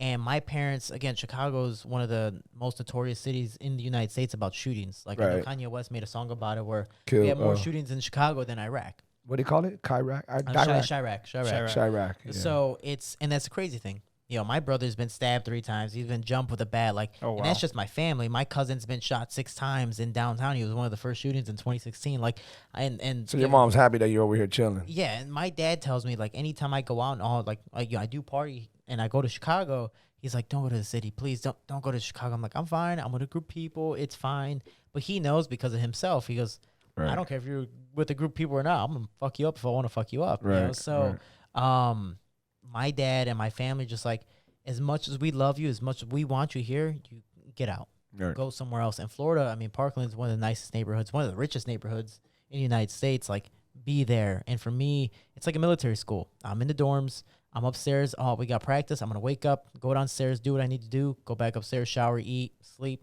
repeat, and just keep on going. So it's 100% focused when you're in there. But now, and again, it's a mental thing.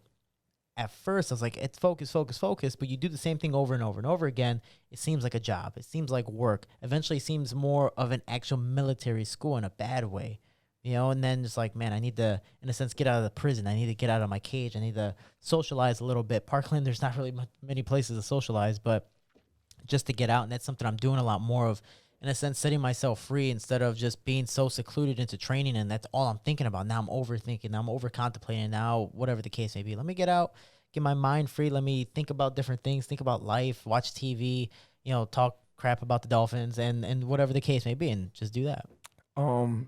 Have you ever gotten the homesick feeling, or I wouldn't say more just missing family? I wouldn't say homesick because I was at school for 3 years in Missouri when I'm from Chicago, so it was about a 5-hour drive. Not horrible, but then immediately after I graduated, I was starting to travel the country for training camps for a month at a time, 2 months at a time. I think even still now, I'm probably home 2 months out of the whole year. Wow. give or take. So I'm only home maybe a week at a time, 2 weeks at a time, and then I'm back to training somewhere. Me, I do like to promote. I do like to do different things, and I don't mind traveling as well and being super spontaneous, and that's pretty much my life. I don't know what I'm doing tomorrow. Like, that's kind of how my thing goes. So I found about Abu Dhabi last week. You know, I didn't plan that. So let's talk let's talk a little bit about that, because I was telling Gus, you know, when we were preparing for the show, you're super charismatic. You're great on camera. You're great with interviews. You're great with talking, and even better, you know, for anybody who doesn't follow you, what's your handle? Is it Jose Shorty Torres on Instagram, Shorty Torres MMA on Twitter, Facebook, teamshorty.com for my foundation. For people who don't know, I do sell t-shirts, merchandise. 100% of my proceeds go to my foundation to keep kids, teens, and young adults in the gym and off the streets. And then Inside Team Shorty on both YouTube and Rockfin. See, I gotta have fucking something memorized like Dude, that. you gotta just... I was just talking about Instagram real quick. This motherfucker just dropped a resume on me. Quick. That was dope. We're going to get back to all that because I do want to talk about the foundation and everything else. But if you follow Shorty on Instagram, you'll see that he's always doing these little IG commercials. These little short commercials. And they're fucking great. This fucking guy does a great job. Like, he's fake waking up. Dude, he's fake waking up with those shit. The jaw. Then he does the jaw. The jaw exercise is my most popular video. So, which sucks because they didn't tag me in it. So I wish, you know, people could have just clicked me and looked at. It got over 3 million views. What? Wow. On, you know, and you don't get a penny for that? No, I do get money, and I get paid monthly through sponsorship. But yeah, but you don't get it for the 3 million views. No, when it comes to the views, I don't get anything. But it's their most promoted thing out there. And the reason why is because it's real. And I'm not just like, oh, use jaw exercise, it works. I go, one, obviously, I'm not promoting something that I don't personally use because my name is now behind it. Right. And two is it works because of this. Let's be realistic. Right. If you're a boxer, think about it. What do you see boxers in movies usually working out? They're doing like neck workouts, stuff like that, trying to strengthen their neck. Why? They get punched in the head. If their chin or anything goes out of place, it's because of their neck. Their neck is not strong enough to take the impact. You see Mike Tyson, his neck was like this thick, you know, for the small guy in the heavyweight division, huge. But we're getting punched in the face, elbow, knee. The Conor McGregor getting, you know, chin wrench. Yeah, with his chin getting jacked up. Yep. A lot of people. Donald Cerrone fought a guy, I can't remember his name, and he head kicked him, and it was just heel to the jaw. He broke his jaw. The guy's like, he didn't even get knocked out. He was just like, I'm done. I forgot who that was. I'm friends with the guy too, and I can't remember his name. God, I remember that fight. Yeah, he literally backed up. Yeah, he was just like, I'm done. I'm sorry. Yeah, I broke my jaw, and that stuff happens. So if we're getting punched in the face, why not strengthen your facial muscles as well? Shout out jaw exercise. So when I was promoting that video, I go, let's fucking be realistic. I'm not just going, oh, I'll do this because it's awesome. Like, do this because it actually works. We're getting punched in our face. We're getting our face cranked. How many times you've been face cranked and out of nowhere you're like, dude, I feel like my jaw is going to break. Yeah. Honestly, I've used this for a little over a year now, and I feel that much more prepared for a lot of things just in case. So for anybody listening out there, you do personally feel it's a huge difference. Like, I feel that much stronger. And a lot of people are like, oh, it's just a ball in the mouth. You can just chew gum. I mean, yeah, you can make that joke, but how much? There's not enough resistance behind that. That's just like some of the best jiu-jitsu guys who have the meanest chokes. It's not like they can sink in the Mata Leon any better than somebody else, but for years, all they do is Mata Leon on a basketball or a watermelon or a fucking coconut you see Ben Askren or a foam roller. Watermelons. Yeah. Imagine that on your face. And you do that. If you do it all the time, but you look at Ben Askren, he has no fucking muscle. He has nothing. But if he puts that arm around you, you'll crush your whole fucking head. You know, I mean, look at the bulldog on this guy. But something else that you started doing your own little, you got multiple things going on, which is super cool. But you're doing the little series of, you might not like it, but people send you products all the time. They want you to give it a shout out. What you're gonna do is you're gonna give it like some kind of grade, and you 7.5, 6, whatever, 8, whatever. And I don't know if you do it for every product sent to you. I'm not sure. So maybe not. I just started it. And I got to do one for a company called Nova Shoes that they just sent me some. So I'm going to like take it to Abu Dhabi with me, travel with it, see if I like those fly shoes that you got. No. Those are different ones. Okay. See, that's the thing is companies will send me stuff just because, like, for example, a guy sent me some Dragon Ball Z, like, basketball jerseys. I don't even like basketball, but I thought the jersey was dope. He's like, can I send this to you? Yeah, I'm not going to deny free stuff. Yeah, that's please. the one you took the picture with. Yeah, so they want me to promote it. I charge a certain amount of money to promote. So sometimes if your product is that much, I'm like, all right, cool. You know what? The product's that much. I'll kind of, break it evenly out there, and I'll give you the material. And I try to do more and go above and beyond when I do that stuff. So for example, MMA fighters, MMA these days, it's not about fighting. It's all about social media. You see YouTubers fighting, and they're in events making now. more money. Yeah, Logan Paul. Fucking Dude, Logan crazy. Paul and $950,000 is what he made for his last fight. fucking ridiculous. And now they're pros. Fucking ridiculous. And he's fighting again now. This is crazy, So Yuli is his sparring partner. yeah. So that's what I'm saying. Oh like, yeah. dude, that's what I'm Shout saying. out to Yuli. You have to promote it. You have to promote yourself in whatever way. Hey, you get mad because some girls showing cleavage or whatever. I tell girls, I'm like, hey, if you have a body, like, I'm not saying Fuck be yeah. like this or whatever. I say the but, same like, thing, brother. dude, like, if you got it, Sex use sells. it. Like, Get use that it. shit out there. Do whatever you got to do. So for me, when it comes to the products, the bad thing is sometimes I'll take a picture and promote, be nice and like saying, hey, thank you, whatever. But sometimes I don't like the product. Like I used to, and I'm not gonna like negatively shout them out, but I ended up getting something to whiten teeth, and it's like, oh, prevent sensitivity, all that stuff. I'm like, all right, cool, like dope. I'm gonna get whiter teeth, and I used it. Dude, my teeth were so sensitive and so upset. I was like, not promoting this anymore. I'm done. The only problem is because I started, Did it at least get it wider?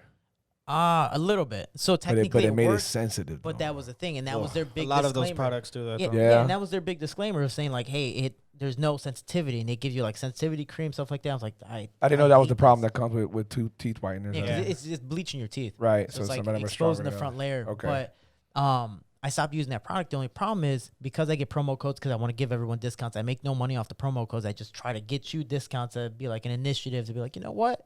I will buy that because Shorty's giving me 10% off, whatever percent off. The only problem is because I promoted it once saying, hey, thank you, whatever teeth company for sending me this. You're like, oh, Shorty used it. I'm going to buy it. And then I know you buy and you're like, dude, this sucks.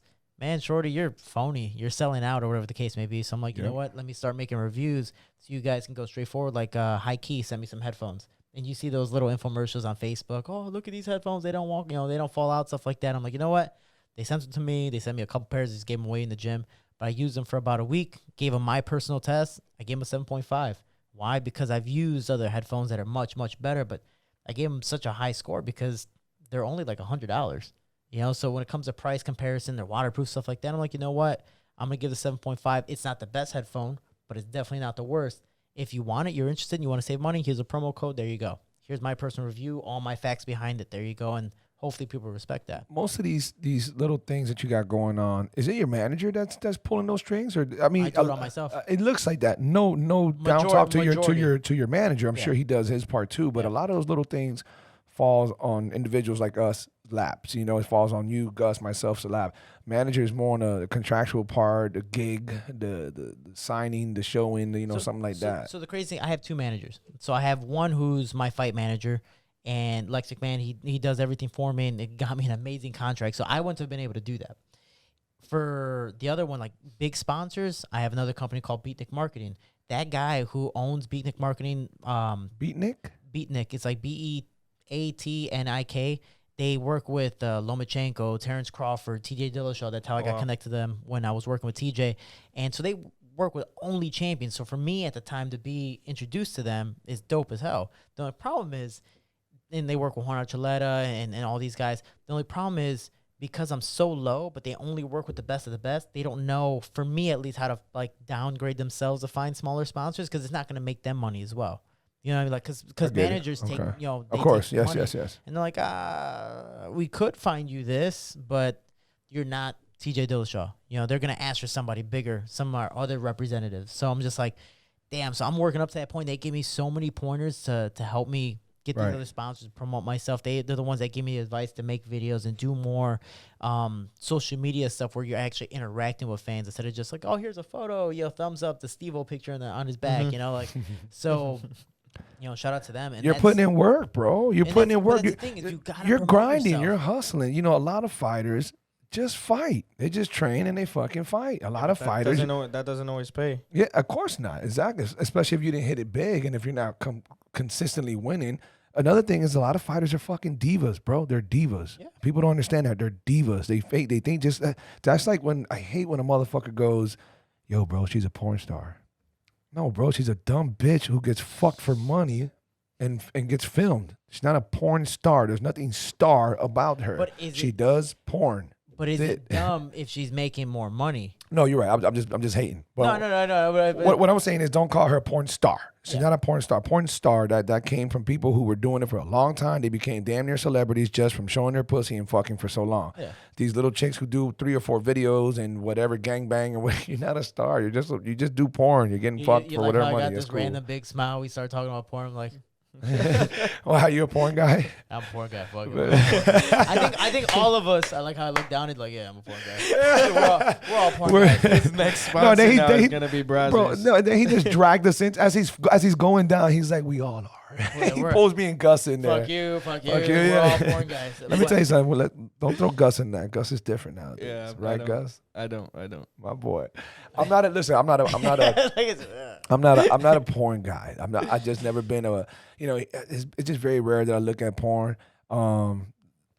It's nothing wrong with it at all. I used to a little bit in the past. I'm just not a porn guy. I don't know. But I think a lot of it has to do with obviously how you're influenced. I was jumping the gun right away and saying, well, shit, dude, all you do is fucking train and get cooped up. And if you don't get out the crib and meet somebody, which is even difficult to do because your money might be tight, you don't have enough mobility because you're out of town, so on and so forth. Or I'm traveling. Oh, traveling. So, to having a chick and all that can be difficult. People don't understand. People might be like, yeah, but, you're a little star. You're a little up-and-coming dope-ass fighter. Don't you have to? It's not about can you get them. You can. But it takes extra effort, and you are too busy doing what you're doing. Hence why I'm fucking applauding you. You are literally grinding on so many levels to get income to come from so many different directions. It's dope. It's fucking dope. You're grinding. You're doing it all. Tell us about the Abu Dhabi thing. So you're gonna they're gonna fly you out there, pay for everything, and give you a little paycheck to co-host a fight or commentate. I'm commentating now with the sponsor thing. TJ Dillashaw kind of inspired me with the sponsor stuff. He made so much money when he was, the champ. What else did he inspire you with? He made. he made so much money that like almost half his paycheck was off of sponsors. Like if he couldn't fight anymore, which technically now he can't fight for 2 years, he can survive right now off of sponsors alone. Right. Which is amazing. For me, yeah. I can technically do the same. Like That's dope. I think like 40% of my money that I make is off of sponsors, which. Dude, I've broken my hand. I've had stitches. I've torn my MCL where I had to take a 6-month layoff. I haven't fought since April, and I'm hopefully fighting at the end of the month, or soon, should I say, end of the year. That like, but you're all right. almost 8 months, dude. That's no fighting. I'm not getting paid until I fight. And that's a lot that people don't know about. I don't get paid until I fight. They don't give me monthly stuff or weekly checks. So I have to make money off of different things instead of working at Applebee's, working at wherever the case may be. Shout out to my friend who works at Applebee's and is a fighter. Because, dude, there's UFC fighters who work at Applebee's, who work at Hooters, like that Bellator girl worked at Hooters. All these things. It's That's like, crazy. I know. At MMA Masters, there was a lot of them that worked at restaurants and were fighting for big promotions. Dude, what Austin Hubbard, who just fought in the UFC not too long ago, this is his second fight in the UFC. He was Ubering everywhere. It's like he had to. He worked for Uber. He's like, oh, after training, I got to Uber. After training, I got to Uber. It's like, hey, the hustle's real. We all have a life. We're not just fighters. Yeah. But the commentating thing, that's something else I'm trying to expand to. Fighting's not gonna last forever, and I did an interview with Dan Hardy. Glad you talk like that, even though you're doing great. And that's not. I think that fighters, they get too egotistical, and they feel like if they talk it up, they're gonna manifest it. Hey man, what are you gonna do when this is all over? Man, I don't want to talk about that, or I'm gonna be a champ. I hope you do. I wish you the best. Keep training hard, but let's be fucking realistic. It doesn't last forever. What else are you doing? Hence again, why I love to hear you doing all this shit. This is you're gonna have a career. Kenny Florian was one of the best examples. He was a great fighter. He could have fought probably longer. He started setting himself up. He was already plugging himself in with Dana. He was already saying, hey, I'm going to finish college on this communication shit. I would love to. He said it on a couple of interviews. I would love to work for the UFC one day. Just put himself in there and set up just an amazing post-career. And I think even though you have easily 5, 6, 7 more years of fighting, barring no major setbacks, no, because you're 27, dude. 30, 31, that's peak, homie. Yeah. 33, 34, if you haven't been fucked up, you should make it that far, So you got plenty ahead of you. But with my style, you never know. Yeah. But the thing is, with commentating, like Dan Hardy is another great example of he had an amazing career. Yeah, he had, contender shots, lost to George St. Pierre, lost to Carlo Condit. he ended up in the interview we had that people don't know, he ended up leaving because of injury. That was something to do with his heart.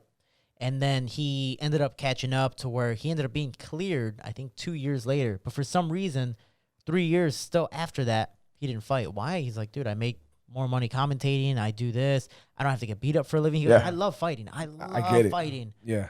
But I don't need to do this. And when we're talking about it, something, again, I don't have a family yet to that extent. He goes, you're talking about Dan Hardy, by the way, Yeah. because you said Hardy, and I don't know if people call it Dan Hardy, and they might be thinking Greg. no, You're talking about Dan Hardy, the I interviewed Englishman. both Hardys, which is dope. But he was just like, not gonna lie, I want to fight, but my family they're in pain every time I fight. You know, my wife is crying, my kids are, going out of whack. Like, I'm doing it for them. Yes, I'm swallowing my pride, but I'm making money out of commentating. I have a living, so it's good. And he has his own thing, Raptors MMA, all that stuff. Like, so good for him. Right. And it was funny because I was talking about him getting back into it. Like, if you were to fight somebody, I think it'd be awesome for him to fight Diego Sanchez.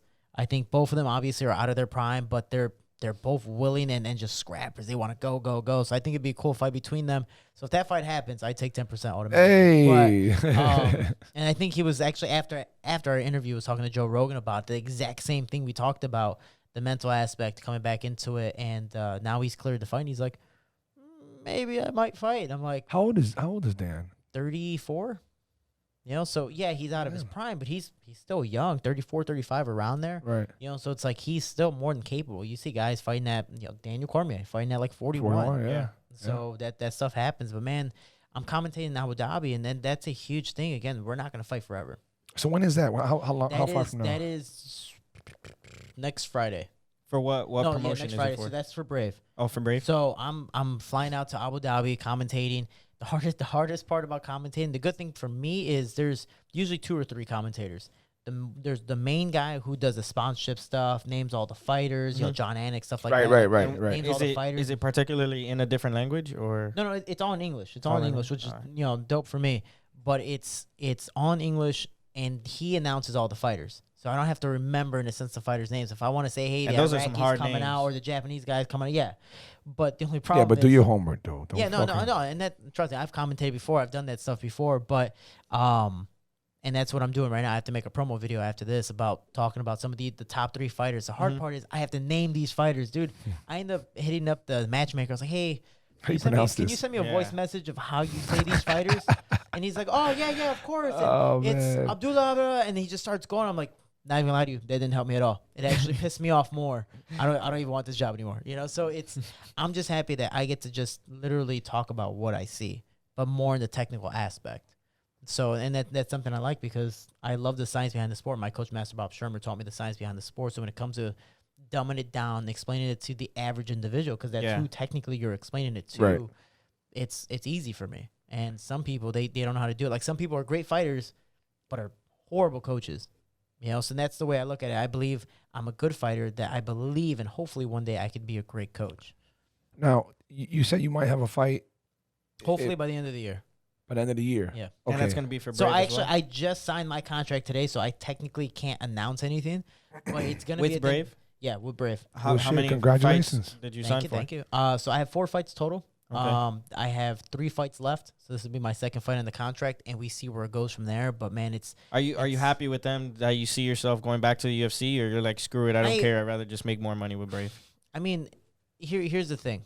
UFC, yes, is the pinnacle of the sport. Yeah. But I was so disrespected, not from just my time in there, but way before Yeah, because that. I remember seeing your interview with Eric Hawani, where you said you didn't feel, you'd never got any respect. Dude, and it's Which so, I agree with. It's so upsetting because I've worked, again, it's and that was part of my mental thing, is I was so dependent on the UFC because I worked so hard with all the accolades. My resume is bigger than most people being signed into the UFC. Actually, it was at the time the biggest resume being signed to the UFC, but I was getting paid the basic contract. Why?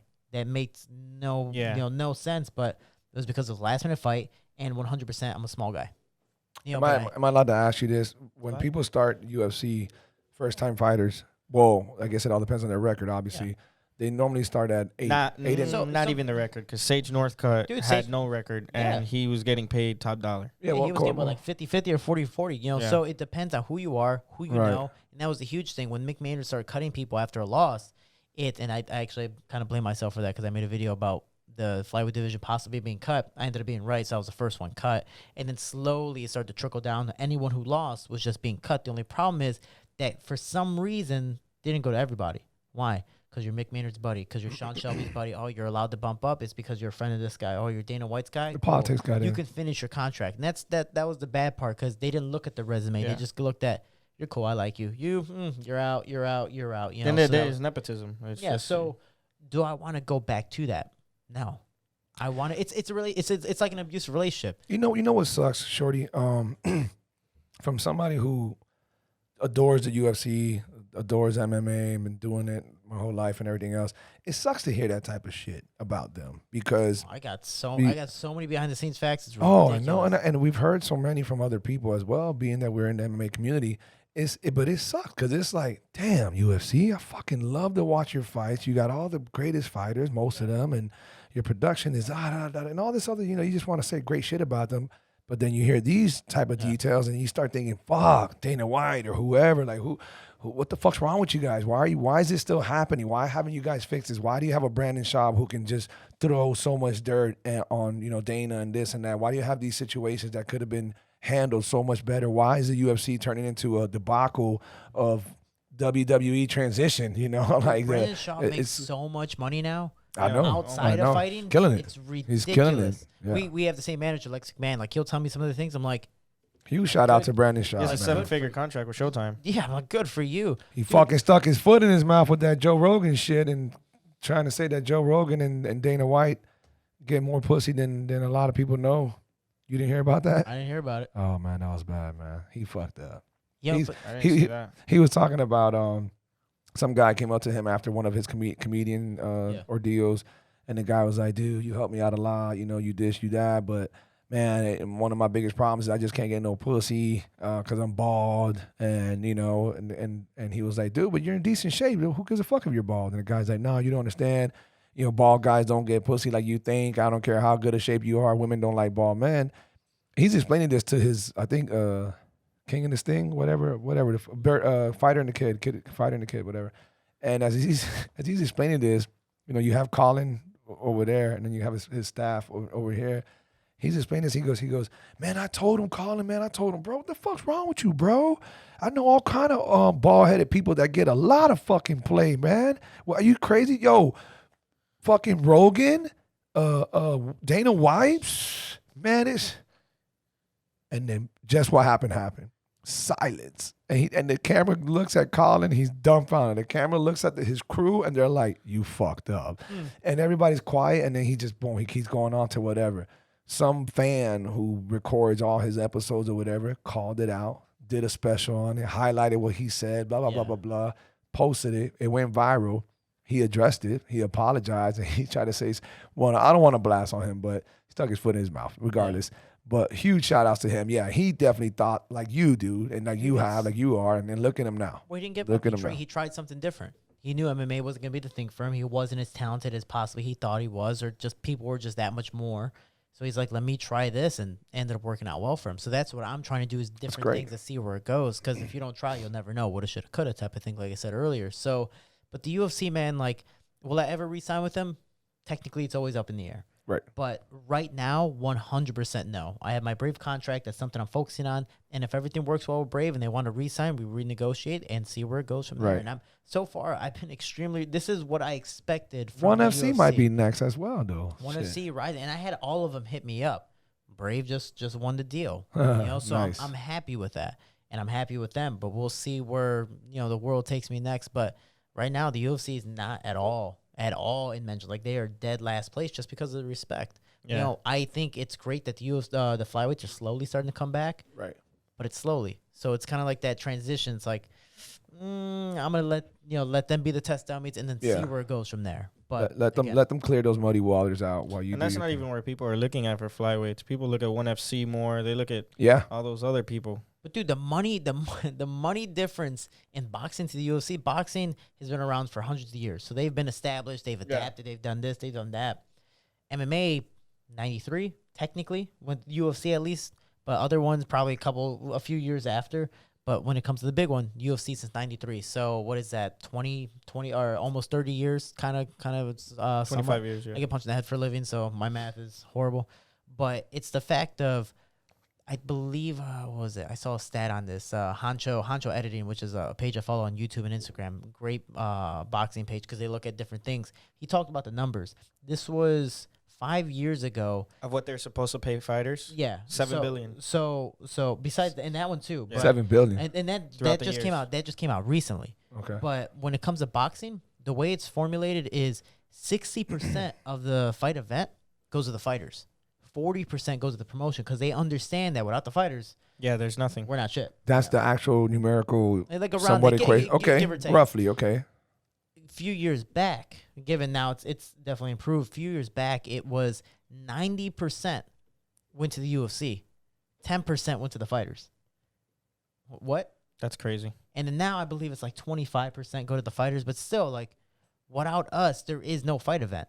Without the fighters, there is no fight event. The only problem is fighting's a poor man's sport. We all need a paycheck. So sometimes we're just like, I just want to be on TV. Just desperate. I want to be this. I want to be that. So there's always going to be sucks. somebody to replace us. So that's Yeah. the worst part about it. And you know what? And the fact that we go through so. I'm not talking shit about boxers. I love boxing. Yeah. I've been a boxing fan my whole life, but they don't train like we train. They don't fucking clash shins. They don't bust knees from doing takedowns and pull backs. And what's going on, beautiful people?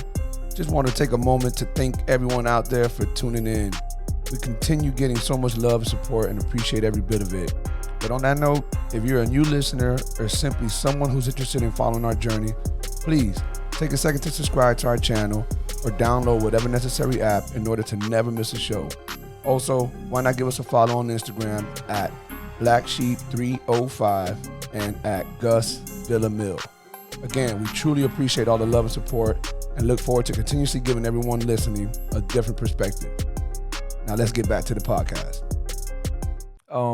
The argument to that is, and you know what, again, shout out to Brandon Schaub. He had pointed this out one time with Joe Rogan, and I'm sure he argued it a lot more that I haven't seen, but we don't have enough proof yet about the after effects to MMA fighters and the damage that we take. Yeah, we haven't been around that long. Exactly. We talk about it, and I agree with what you said. You know, we can get stunned and knocked out and whatever 10 times easier than you know the pillow fights with the boxing gloves. But we still take enough of those throughout training camps, throughout just preparation. And that's the same thing, though, for boxers. They have to do their training camp. So that's the way I look at it. I look at it this way. If, for example, a tattoo. I think we're gonna have more brain damage than what you. Oh, no, what yeah, people, yeah. than what people know. What I'm but trying like- to get to. But like tattoos, for example, I don't have one. If I were to get one, and what tattoos, what average? If it's on a sleeve, what's the average? On a sleeve, Yeah. like $500, $600, $700. Yeah, but I'm saying like hour wise. Oh man, shit. Well, this one took me 5 hours. So I did. Yeah, the I'm whole about to thing. say. Yeah, if you were hours. gonna, if they gave you the option That's a little to baby take- arm. So to like take a yeah, little more pain, but to do it in 30 minutes compared to 5 hours and continuous pain, which one would you do? 30 minutes. 30 minutes. So that's what I believe MMA is. You're taking that pain real quick, you're out. Cool. I'm gonna wake up. I'm good. Hopefully to fight another day. Boxing, you're taking that continuous. It might not be as much, crazy damage, but you're taking constant impact, that it might prolong it to something different. Yeah. So that's the way I've been looking at it. That's so far how the studies have worked. You never know what MMA is gonna adapt to because we do take elbows, we do take shins, we get choked out. The brain cells are different when you wake up because your hormones are going, whatever the case may be. Your nerves are dying after you pass out. So it just depends on your career, which is the hard part because it depends. You could be a Freddie Roach, you could be Muhammad Ali, where you're taking nothing but head damage, and that's what happens. Or you can be some of these fighters who get choked out almost every single fight. Have you ever been knocked out cold? I haven't been knocked out cold. When I lost to Alex Perez, dude, I took 107 shots. One shutout jaw. You didn't get knocked out. You just fell to your knee. Yeah, I just fell to my knees. So my body gave out, which is one. But you were still swinging back. Yeah, you were kind of, sort of. But it was. I know that I was done, and it wasn't because I wanted to give up. I want to see the highlight. It's like, dude, my But, body. I mean, when my people body are gave getting out. hit like that, you see them. They'll be throwing like this. Yeah. You're still throwing straight punches. You weren't dude, swinging crazy. like that. You that's- remember all of it though? I remember all of it, but that's the crazy thing is like one. I'm extremely critical of my performance. Like my 2 UFC fights were nothing like I fight Right. because I didn't have a training Yeah, camp. we talked about that. You know, right. so it's just one of those things. It's like I want to do it again. If it happens, it happens. But that's also one of the parts of the mental thing. Of Would like, you just want a trying to rematch with him? I would love that. And Yeah, that's the thing is like What has he done since? He lost to Joseph Benavidez. Yeah. He lost after that fight and then won a fight after. I don't know who he fought after that. But he was supposed to fight Sergio Pettis in Mexico and had to pull out. So I thought that would have been an awesome fight. But and I've trained with one of his coaches in Vegas, and he's like, damn, this is how you actually really perform? Dude, you would have give Alex a run for his money. That would have been a great fight. I'm like, I know, and that's why I accepted it. But, you know, so be it. The circumstances worked out the way they did. It was a bad day at work, and that's just how I'm trying my best to look at it. I'm always going to look back at it and have regret. Hell, I have regret from my first amateur fight, and I've won multiple fights after that. No matter what, I'm always like, damn, I should have done that. Damn, I should have done this. It's like it's like when your parents beat you when you're like 5 years old because you did something small. For some reason, you remember, you're like, damn, I should have just done this. Even though it's the smallest little thing, you know? So that, it does bother me, but it motivates me to keep on doing my thing. I think most fighters out there, you know, beat me because you're a better fighter. Yeah. Don't beat me because some variable that influenced me to not be at my best going in here, you know. Don't beat me because I beat myself first before Yeah, I in some got shape in there, or form, you know? exactly. Because that's when you hold regret and you never get over it. And that's where I'm at. I'm 100% never gonna get over it, and I faced that fact, and that's something I had to really understand too. That even though this might not change, and no matter what I do after that, it's still not gonna change this. I could win 100 matches. I can go undefeated. I can do whatever, but I can win every single weight class. It doesn't matter. This is still not going to change. I'm always going to regret it, but this regret is going to motivate me to do better in life and have a more of a positive mindset, you know, walking forward. So let's talk about your positive influence. Let's bring up the your foundation and the little things you got going on before we get to the foundation. So what is the podcast? You have a podcast going on? So it's is it a podcast or more of a vlog? It's more of a vlog. Okay. So the vlog is Inside Team Shorty, where I give the reality, the truth, and everything behind the scenes of the sport MMA. So when I'm doing this stuff, it's everything that I've experienced put into light that people don't naturally think about. For example, you see me smiling on social media. You see me taking pictures, doing this, doing that, but it's not all what you see on social media. It's not all glamour, fame. You see, for example, Conor McGregor. You see all the stuff that he's been through now because he's big and famous. You see all the negativity, but you don't know why that was caused. You know, for me, you don't see any negativity. One, because I don't post about it. Two, I'm not that popular to where if I go to jail, no one really cares. And three is I just, no one asks. So I'm like, you know what? Let me give you the negativity. I'm not saying like, hey, I'm trying to be Mr. Negative and put you down and be like, you're never going to succeed in MMA. But I'm going to go, you might not make it there. Honestly, the stat-wise, you might not make it to the top. But if you don't do anything, you're not going to make it anywhere. You're going to probably even move back to where you originally are because time's going to pass you up. But you'd rather be somewhere in between and enjoy the journey. But let me tell you the process in the journey. Let me tell you how to be a great professional fighter. Here are my tips. Why I've been so successful. Why, what self-sabotage is. Why, like, for example, the reason why I came up with self-sabotage was Jillian Robertson. Her and I good friends. We fought. Orange hair. Redhead. The redhead, yeah. Redhead. Yeah. Her and I train all the time. I've helped her for all these camps. She went to Brazil. Everything was going great for her, but for some reason, mentally, she broke herself down, and I called it self-sabotage. And there's other fighters who went that way. I think Ronda Rousey thought that way with Holly Holm. Yeah. She literally called her knockout. Why? She thought about it too much. She ended up being the devil or the bad girl, the evil person in the fight instead of Holly Holm. You know, Holly Holm was the good girl, the preacher's daughter. This is the first time Ronda Rousey went as the bad person to fight Holly, and she got knocked out. She literally called that. She perceived everything. So I felt like that was self-sabotage. So besides giving my own perspective, I give real life analysis of like, this is what possibly happened. You know, so I that's what I talk about my series, Greg Hardy, with the second chances. People don't think about that stuff, the mental side of getting your second chance, taking the opportunity and walking forward. And there's, dude, so many episodes, it's ridiculous. And this is, we were talking earlier, you're posting this on. So there's two. I have 2 seasons, so 20 episodes on YouTube, Inside Team Shorty. And then I have season 3 right now. I believe I have 3 or 4 episodes on Rockfin, ROKFIN. And when you sign up to Rockfin, there's people like Ben Askren, Jordan Burroughs, Izzy Style Wrestling, John Jones. We all make videos, from technique videos, vlogs, podcasters, comedians, lifestyle things, whatever the case may be. You sign up. If you sign up to watch me, you endorse me, but you can follow everyone. So when you endorse me, it's just pretty much saying like, hey, I subscribe to you because I signed up to watch you primarily, but I get to watch and follow everyone else. So it's a real cool podcast. ROKFIN. And it's a cool thing for we spoke about this earlier. This is completely new to me. It sounds like fucking pretty dope site. I'm definitely gonna get on it. Whoever's listening to this, you're either listening to it on Rockfin or you will be hearing this on Rockfin. I guarantee you that. And if you're a vlogger, podcaster, whatever the case may be, and if you want to do Rockfin and you know this is something you want to get into, contact me on social media. I look at all the requests, and then from there, I get obviously a certain percentage because I'm recommending people to it. Mm-hmm. But man, it's such a great opportunity for people because I make one subscriber, I make money. Compared to YouTube, you need thousands. You need a certain amount of views to make money, and I'm not at that point. I've been on YouTube for about a year and a half, and I only have about 300 something followers. But on Rockfin, I have 1,400 or something like that. Yeah, 14. And I've only been in for 2 months. That's dope. That's dope, man. We're definitely gonna look up on that as well. So you got that going on. Excuse me, on the podcast tip. I love the idea behind it. Following you and showing what it is that goes on, not just in your life, but the training aspect, the ATT, the closed doors, when you go back home, whatever it is, you're putting it all together. I think that's awesome. A lot of people don't get to see that unless you're some huge UFC fighter who's being followed by cameras. Yeah. And even then, they never really show it all, So I think that's really cool. So we're definitely going to show our support on that.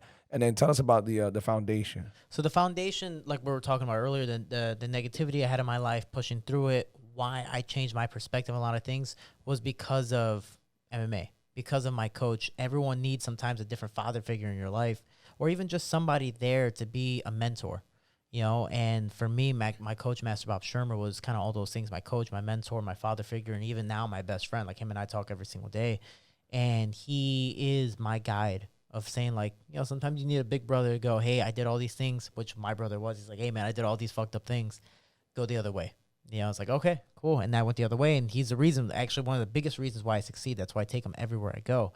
But my foundation keeps kids, teens, and young adults in the gym and off the streets. Again, I'm from the streets of Chicago. I've been involved in gangs. I've been involved in drugs. I've hustled. I've done different things.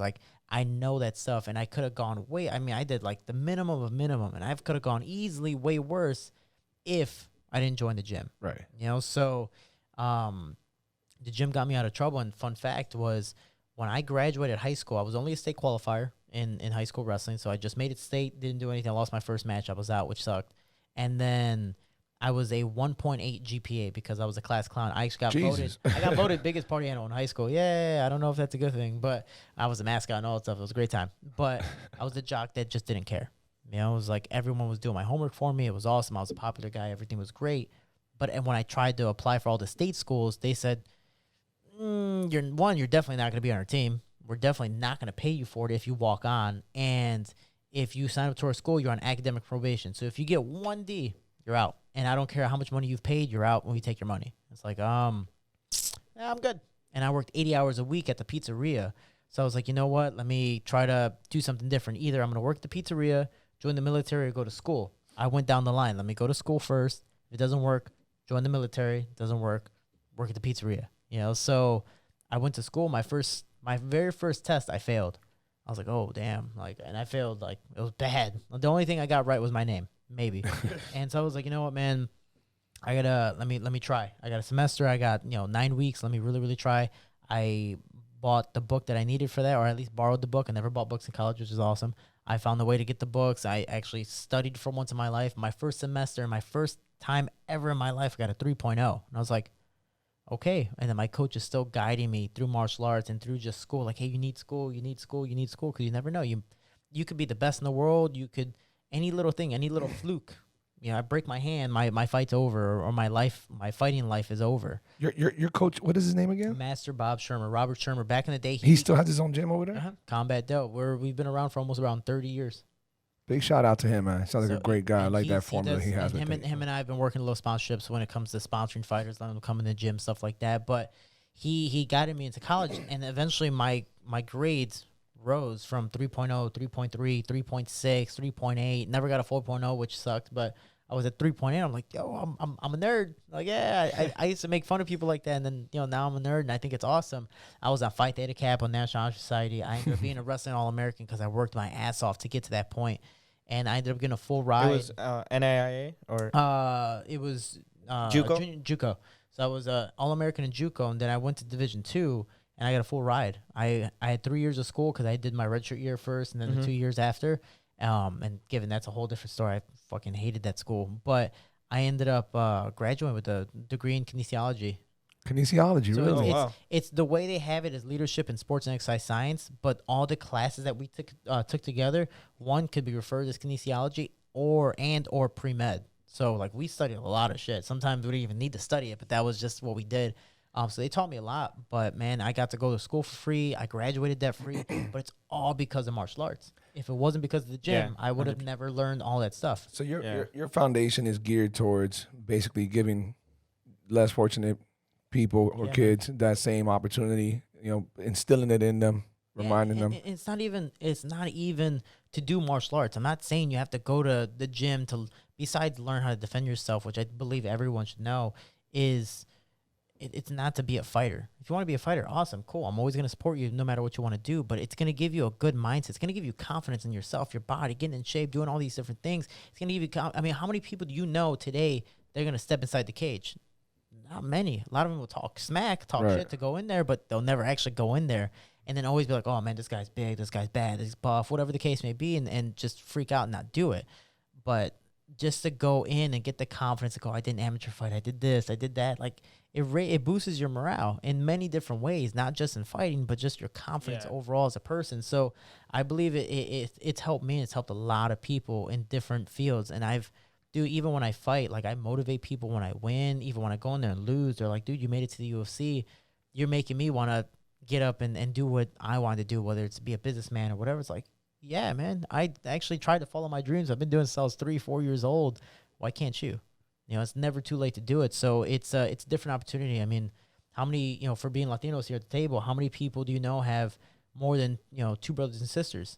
For the parents, they can't afford to put all the kids in the gym. Here, let me pay for 2 of your kids. Right. Here, let me sponsor some of your athletes. Hey, you've been at the gym. For example, there's a kid named Sebastian. Shout out Sebastian at ATT. Always helps the pro fighters. Never asks for anything back. I know who he is. My teammate fought him. Yeah, cool dude, and he's super talented, super nice kid. And I was like, man, this guy is waking up before high school, before college. I think I don't know if he goes to school now, but like at the time he was in high school. Before school, he would wake up, train with us, get beat up because he's training with the pros, and then go straight to school, and then continue, and then come back after school, and then work with us, and then go to work at Olive Garden, which I believe he still works at. So it's like, dude, you don't even ask for help, and no one gives you anything in return. Hey, you want to do this tournament for IKF? So I sponsored his trip. So him and I won, didn't he? Yeah, him and I went to the Oh, IKF. that's dope, I was in his man. corner, dude. His very first tournament, he fought 3 fights in 2 days. He fought twice the first day, once the second day, and he won the tournament. Fought the same day as my student. Oh, that one. That's right. Yeah, Yeah, man. My student won it too. Yeah, and it's a huge thing. That Yeah. mindset, like he's like, oh, I won, yeah, dude. It I'm builds so a lot of happy." confidence. Yeah, And man. I lost my first year doing that. I bumped up at a weight I shouldn't have done it, but I bumped up. I beat the returning champ, and then I fought at the champion fight, and the guy was just too big for me. I just couldn't push forward. Every punch pushed me back, so I lost.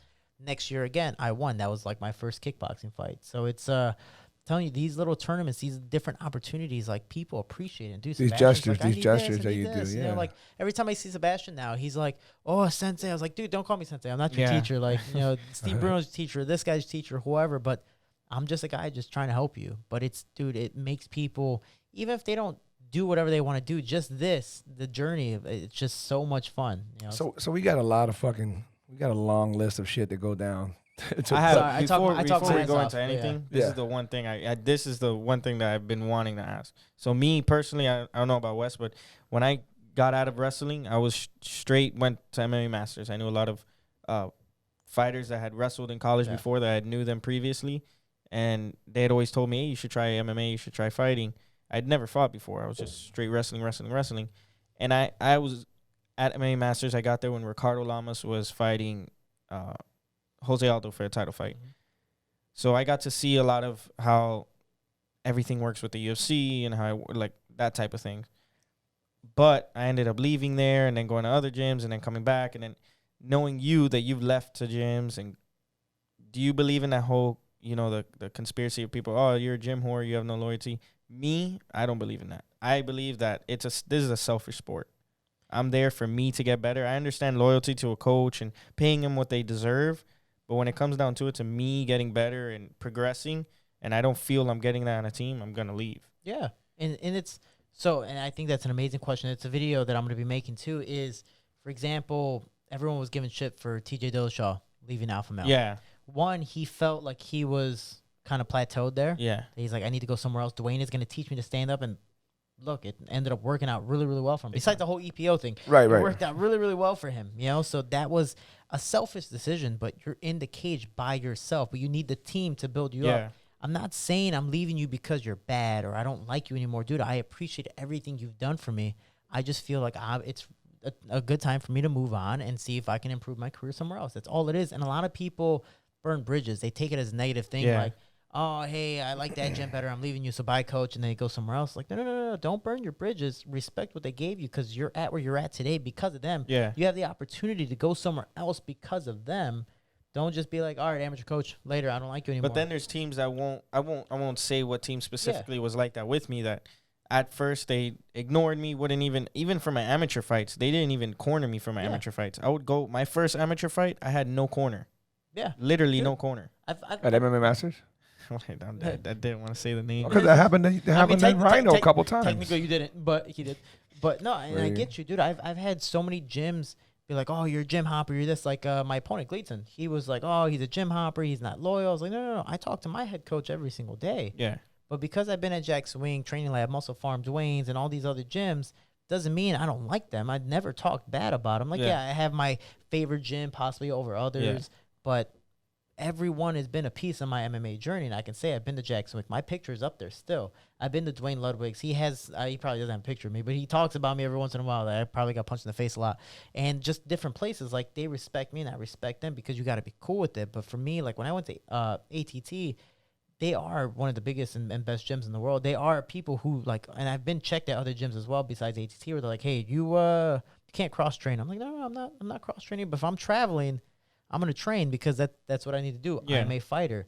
There's no disrespect. If I'm training somewhere else for a part-time, if I want to work with Trevor Whitman in Colorado, amazing coach. If I want to work with Trevor Whitman in Colorado, which I did before, it's not because I don't like you guys. And they won't tell you anything? They have checked me, and that's the thing. It's something I told my head coach when I started his first travel. It's like, dude, I'm not leaving you. I might not be here. I'm just going to work. I just need to get working. I'm going to work, but I'm coming back home at the end of the day. That's pretty much what I'm saying. And it's not at all trying to make you look bad. I'm just saying what he has right now is something I want. Not saying you 100% don't have it. You have it. I just want what he has, but I'm coming back to you and I'm representing you. You know, so like every time I fight, I represent Combat Dome, I represent ATT. Do I represent all the other gyms I go to or have been to anymore? No, but they know that I appreciate everything. Yeah, you give them shout outs and stuff like that. Dude, whatever, man. like even today, like I sparred with Dotson. Dotson taught me so much about going with softballs. John Dotson? Yeah. He's at ATT? No, he's at Jackson Wink. Like, again, that was years later. This is about 3 years ago. Like, he's taught me a lot. Mark De La Rosa in Texas with, like, Team Quest and a bunch of those guys, the War Training Room, like, they taught me a lot. You know what, though, Shorty? I mean, no matter what, I think at the end of the day, whoever's doing that and feeling, sour about it and being a little bit too possessive about it and whatever, just going sideways because you're going to train somewhere else in whatever fashion, that's deeper than just some type of gym loyalty. That individual right there has an issue with something that happened in their life. Somebody instilled that. Somebody taught them that. Somebody convinced them of that. To me, it's not a healthy thing. There's coaches out there, plenty of coaches who encourage you. Hey, man, that's cool, man. Go. The biggest thing to me is this.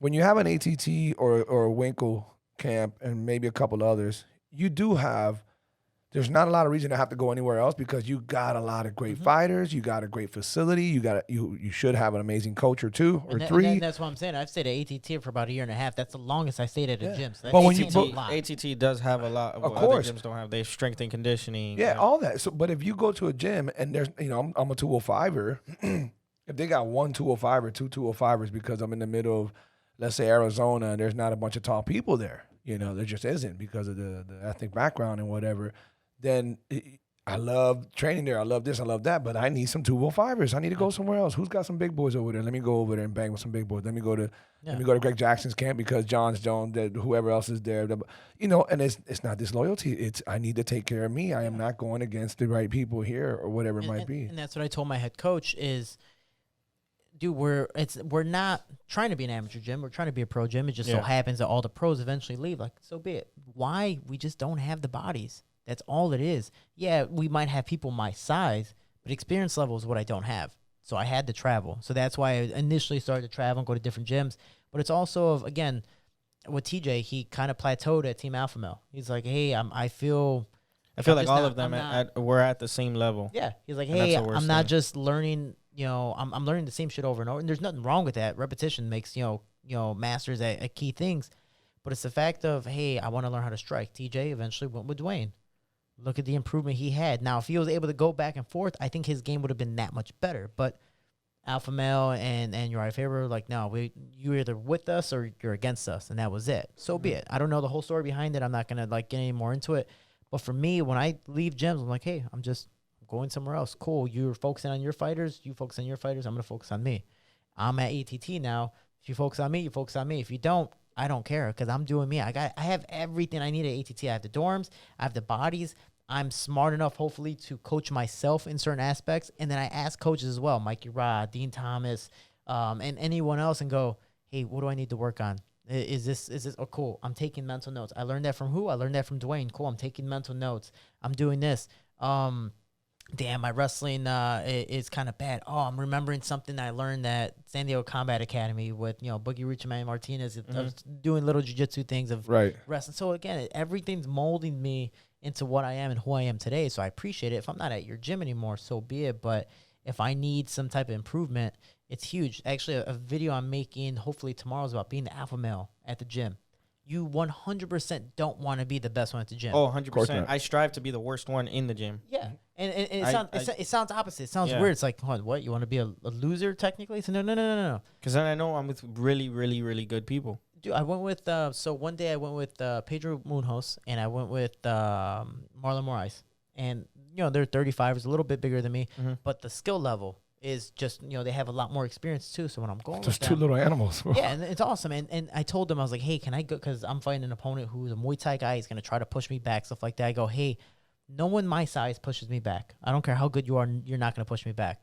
But the bigger guys, I naturally have to respect it. Yeah. So, I know we're power bigger difference. gloves. Yeah, there's power difference, the size difference, everything. So I'm like, you know what? I have to be smart. I have to learn how to move sideways. I got to learn how to move my head, throw perfect combinations, and do different things. Let me go with Pedro. Let me go with Marlon. And not gonna lie to you, I got beat up that day, and it wasn't like all the coaches were like, dude, Shorty, you did really good against him. I was like, yeah, but I'm also very skeptical of myself. I'm like, oh man, I'm very critical. And I was really upset that day. Where like I wanted to fucking go in the sauna and cry because I'm like, man, I had a bad day, blah blah. And I just took down mental notes. I'm like, do you film your sparring sessions? No, they don't allow that. But I am one of those people that, and sometimes it depends on who you are. Yeah. But I'm like, you know what, man, and who you spar with. But I'm like, this is what I did wrong. These are the 3 things. I only go at 3. These are the 3 things I need to do. And these are the alpha males. Do I want to beat them one day? 100%. And I'm going to beat them one day. That is my mindset. I'm gonna beat anyone I train with. If you bested me this day, eventually I'm gonna best you another day. And I'm just gonna keep on going. But if I'm the best guy in the gym, I'm done. Like I'm going somewhere else. And that's the cool thing about ATT is that there's literally so many guys that is just recycled coming through. It's is like, this camp the most comfortable you've so felt far, skill wise and it's huge coach because wise? I was supposed to fight in August, and that was the original thing. So I came down. Your last fight was what, in April, right? Yeah. So I was supposed to fight in August. I came down in June, so I was down there for about 2.5 months. Never got the fight contract. I got postponed until later on in the year. So I already had about 2.5 months of training, and I was just working on me, whether it's skill, mental, all that stuff. And then now I have a fight signed. I'm like, I'm just even that much more motivated to keep on doing it. And I'm calling people out like, hey, 35ers, 45ers, hell, sometimes even 55ers. I'm sparring with Kevin Seiler. That guy missed weight at 145. He weighed in at like 150, whatever the case may be. And he's a big dude. He weighs like 180 right now, and I'm sparring with him. And I weigh about 150. Let me ask you, but since you're not sure unless you're holding back. You're not sure when you're gonna fight, but it's gonna be at the end of the year. Yeah, it's gonna be at the end of the year. So that's a lot of hanging out over here without going back home. Is that what you plan to do? I eventually, so I plan to go back home on Thanksgiving, take a small little trip after for myself, and then after that, I might be commentating for Brave again for different countries. They're going to South Africa in December. That's something I'm going to bring up to them. Be like, hey, I just would love to travel. I'm a person that can't stay still. I'm also very ADHD. If you watch like the video recording, I'm like doing this with my hand. I'm like whatever. I'm fidgeting. No, Charlie was ADHD. Yeah, so he was just A. It was just A. Charlie, what's up, Charlie? So it's Gotta just get one of those cookies, things, Charlie. Like just just the gym itself, my mental aspect, ATT's helped with that. Dean Thomas is a good mental coach. And I Yeah. believe that's a huge thing. He's a great veteran who's been in the game for a while, man. He's It's so awesome. smart. I think he's part of, like, ATT is so damn big that there's cliques.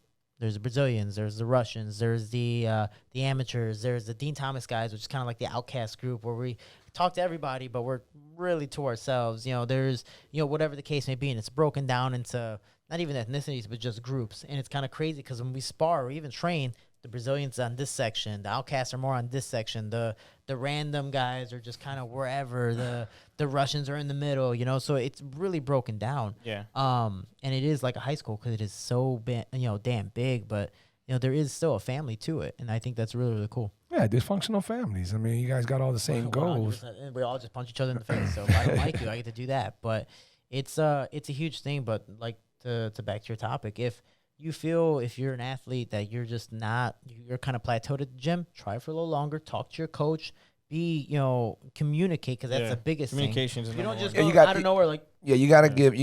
It's like if you're gonna break up with somebody, you don't just break up with them. You at least, hey, I'm not happy with what's going on. Is there an opportunity here to fix this? What do you think we can do to make this better? Because if not, this is what I'm contemplating Do I doing. need to bring people in? Do I need to do this? Do I need to So do that? you give a coach the opportunity to make things better. If they don't, then that's different. You have to talk about it before it gets worse. Like in one of our friends' cases, like he waited way too long, and then obviously it burned a bridge because it was bothering him for so long. Never said anything, never confronted the coaches, and it just gets worse. That's true. Dude, my coach is my home coach is so argumentative. He wants to be the winner at everything. I get it. Like, cool, you're the best, and I believe you are the best, and that's why you're my head coach. But when I was conversing with him, he was so, in a sense, abused mentally because all these guys would just leave. He would build them up to this point, and they're like, I'm getting the hell out of here and go somewhere else. Made him feel a certain way. Yeah, so he's naturally, it was kind of like that just like abusive father where it was like, hey, don't do this, don't do this, don't do this. And I'm the teenager. It's like, you know what? Fuck you. I'm doing it. You know, so it's like, you know what? Relax.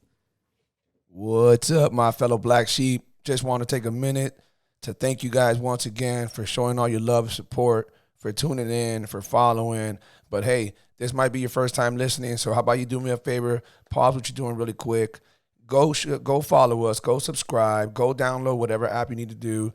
Like us and follow us on Instagram as well. You can follow me at BlackSheep305, as in 305.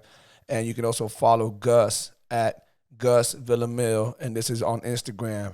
Again, we love your support. Thank you very much, people. Let's get back to the podcast. So I tell people, like, just relax. Talk to your coach about it. Now, the problem is my coach was very argumentative because of the past stuff. Right. That if you told him, like, hey, I want to leave, he's like, no, you don't leave. It's like, let's talk. You talk to him, first conversation or argument, whatever you want to call it, doesn't work. Try again. And eventually, if it doesn't work, then you tried. But a lot of people don't like the confrontation. Yeah, they don't like that. So they just like, I'm too scared. You're going to win the battle either way, so I'm just going to leave. Or you're not going to see my point of view. Make them see your side of view or your point of view. If they don't see it, at least they know you're out. Or eventually they do see it, and now there's a building relationship to go, hey, you can go here, but you're coming back home at the end of the day type of thing. And that's, dude, I talk to my coach almost every single day, and we're so in sync that I can tell him what I'm doing in practice. This is what I did wrong. He goes, all right, Shorty, you need to throw more leg kicks. You need to move your head more. Are you moving your head more? And he'll give me slight reminders of what I need to do, and that's how close him and I are. Well, he sounds like an amazing guy, to be quite honest. You don't hear about coaches like that. And that's not to talk shit about any of the other coaches. I know off camera or all the other coaches. No. last week when we hung out, you told me a lot more details about all these camps that you've been to. And, you know, it was crazy to hear that. But it's real. Yeah. It's real. You know, people see what they see on TV. So if they hear about ATT, they just see the glamour. They just see the badasses. They just see the Masvidas, the, you know, Lawlers, the whoever's. Joanne, everybody, but they don't think about the gym aspect and, you know, that you got this high school shit going on, that you have whatever favoritism, that you got politics, that you have, you know, it's like that, you know, it is. And that's another reason why I love that you're making this vlog, and I want to help you with that. Obviously, we'll talk about that later on, but I think that's dope because people don't get that. They don't get that view. You're bringing a lot of things to light for people out there. You're making a lot of moves, Shorty, like big time on many different levels. We need to remind everybody what it is, okay? So, first, I think the most important thing is your foundation. Let's tell the world out there, where do they go to help support the foundation? What can they visit in regards to the foundation? So teamshorty.com, all my merchandise sold there. 100% of the proceeds go to the kids, teens, young adults at my gym, or just people I'm trying to sponsor around the country and do different things like that so I can get different opportunities. And I've been able to donate gear as well. If a gear sponsor wants to donate gear, obviously I do something in collaboration with myself, my social media pages. Of like Kayla Harrison donated like $500 of used gear. She's like, man, I don't even use this gear. I've used it maybe for a month and I'm done. I was like, could I take it? She's That's like, awesome. Yeah, grab the box, donate to my boxing gym. My boxing gym at home, you know TMT. So somebody the money can team? somebody Yeah. donate? All they got to do is gear, contact me. okay. Yeah, and everything's on my website, teamshorty.com, how to email me, contact me on my social media pages. 100% of the proceeds go to that. And I lose money because I'm spending money on the shirts and I don't make my money back because I give away some shirts as well. So I technically lose money. I just sponsored my old junior college wrestling team. I gave away 3,000. Yeah, so I gave away 3,000 yesterday. I got the PayPal thing. I'm like, oh God, my heart hurts, but it's also like happy at the same time. I sponsored their warm-ups, their training gear, their singlets, all that stuff. We didn't have that when I was in junior college. In junior college is usually either you're the dumb kid or you're just, you don't have the money to go to a big university. So you're getting your second chance. Mm-hmm. That's a place to get your second chance. Again, those little things, a team uniform. You see in the movie, they get the team uniform. They're like, yeah, we're a team. Yeah. Like, Mighty Dogs. That's a huge deal. Of course it is. Thing. So for me, I was able to do that and sponsor them. I think it's a huge thing, but I can't do it without people's support. So that's why I say we will, together we are Team Shorty. Yes, my money, majority of my money is donated, but if I sell, 20 shirts, I just made probably $300 to possibly donate to somebody. So I think that makes a huge difference. One little impact. It's kind of like we're talking about like the school shootings. One little impact, like if you just talk to somebody, right? If you bring them in the gym, now they have a bunch of friends. Those little things can make a huge impact and probably even save lives. So anybody listening out there, teamshorty.com. That's the foundation that Jose has.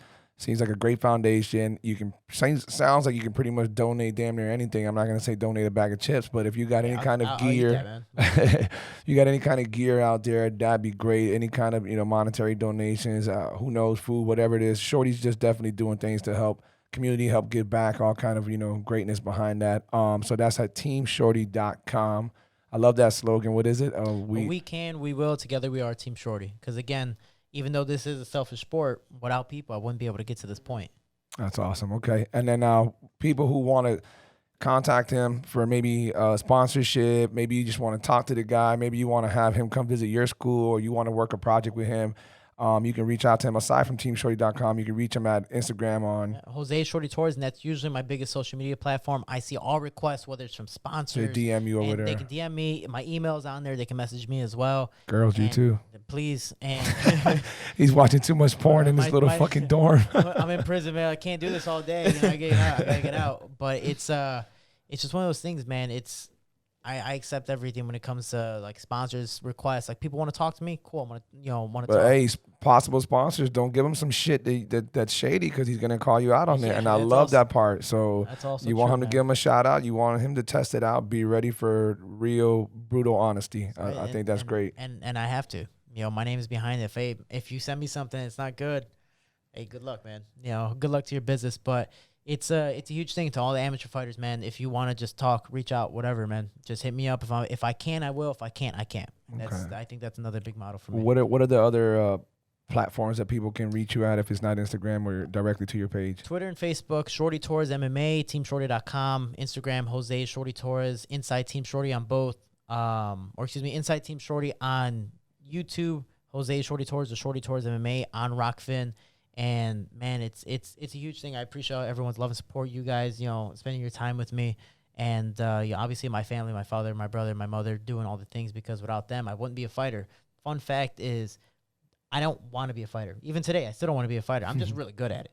The only thing is, that's great that you say it like that. I'm very. Not a lot of people say fighters won't say that. Fighters would not say that. I'm very. It's like a drug. Yeah, I'm very intrinsically motivated. So like if you're not allowed to use words that big that Gus can't repeat. Yeah, I'm the one that went to school. Say it. What? I didn't even. You see, intrinsically motivated. Anyway, so what'd you call me? What? So I don't know what you're supposed to say. So I'm motivated by other people. So when people go, hey man, you're doing your thing, it motivates me more. So when people, that's why I see the request a lot because people are like, oh, you're motivating me to do this, do that. I'm just like, That's awesome. Makes me want to go downstairs and practice because I was actually going to call today off, you know? So, my family all wanted to be fighters, just never had the opportunity. So I was like, you know what? I'm actually talented at this. Let me do it. Coincidentally, growing up, my role models were Power Rangers, Dragon Ball Z, stuff like that. Which, fun fact, JDF, who played the Green and White Ranger, was actually a sponsor of mine when I was a kid. Dope guy, real cool. That's dope. But those are my role models. So I wanted to be a hero. The only way I saw to be a hero was to physically fight for good, to literally fight for it. So I was like, you know what? I'm going to try fighting. Little I know, 2 birds, 1 stone. I'm doing that, but I'm also motivating people. Win or lose, they're like, damn, this guy's getting in there. He's fighting some guy who's training just as hard, if not even harder than him, and he's beating him up or doing this, the size difference, whatever the case may be. So it's a huge thing, man, and I'm so intrinsically motivated when it comes to that. You can learn the word one day, and it motivates me. It motivates me and it helps me. For people who possibly would love to sponsor Shorty, this guy's great on camera. He's great at what he does. He's not going to be that fucking fighter who just gives you a lame ass plug in. You know, hey, I use this. No, again, look, get the fuck out. Don't mention that guy. Oh God, I won't fuck. It's crazy because he's such a nice guy in person. Fuck. But then on camera, like, dude, we did an interview and the camera was right here. And I'm like, all right, cool. He's doing an interview, so I'm just going to stay quiet. You can't see me. And he was like, oh, Shorty, I hope you're having a great day, blah, blah, blah. And then I was like, oh, cool, cool. You know, like, we're just talking, conversing. And out of nowhere, he's like, Kamar Snooze, man, blah, blah, Trump. And I'm just like. He gets into character. Dude, and I just started laughing. I'm just like. Fucking A. Oh, my God. Yo. Dude, it's the funniest thing. Just how he does it, watching it in person is just hilarious. I hated when he did it. I understood. You know, he's setting up for post-career, in my opinion. He's setting up for bigger fights, whatever it is, you know, cool. But, yeah, man, when he went to first of all, when he went the Matt Hughes route, I really did not like that at all. And then when he went the Masvidal route. Too much. That's beyond too much because now you're hitting home. Now you're hitting the homeboy. And now you got the Poirier want to fight you, too. Yeah, exactly. You're not even in the weight class. And you rock the gym, even though it might not be rocked as much as people think because you guys are like, fuck him. Not you, but people are like, fuck him. Well, I'm here to do my thing, like you were just talking about earlier. Still, you literally just caused, you know, bro, I hate that unnecessary shit. drama. Oh, man. But I can tell you, for people who are like, oh, it's a spiel or this or that, he makes a lot of fucking money because of it. Yeah. Dude, no one knew Colby Covington until he started talking crap. Yeah, people knew him because he beat Damian Maia. But once he started, Brazilians are this, it's like, oh, snap. And now you start paying attention. So I'm not saying you guys have to go out there and talk smack. I'm Manny Pacquiao, man. Like, I love I'm just going to do me. My skill's going to show that I'm a better fighter, and that's how it's going to be. And you're going to watch me because I'm a good fighter and a genuine person. But this whole talk smack, hey, if that's your alter ego, that's your thing. King of the cringe, I hate that shit. But if you're king of the cringe, Henry Cejudo, hey, man, it's getting but it's king of the cringe. So you're like, goddamn, you're right. But it's making him money. It's getting him views, attention. So hey, if that's gonna be your thing to make more money, good for you. Because as much as I want to talk crap about Kobe and go, dude, this is the dumbest shit ever. He's making so much more money in faster leaps. How many guys for the YouTubers? He's promoting himself just in a much different way, and he's making almost $1 million. You know, in his fight in a pro debut, I made 1,000.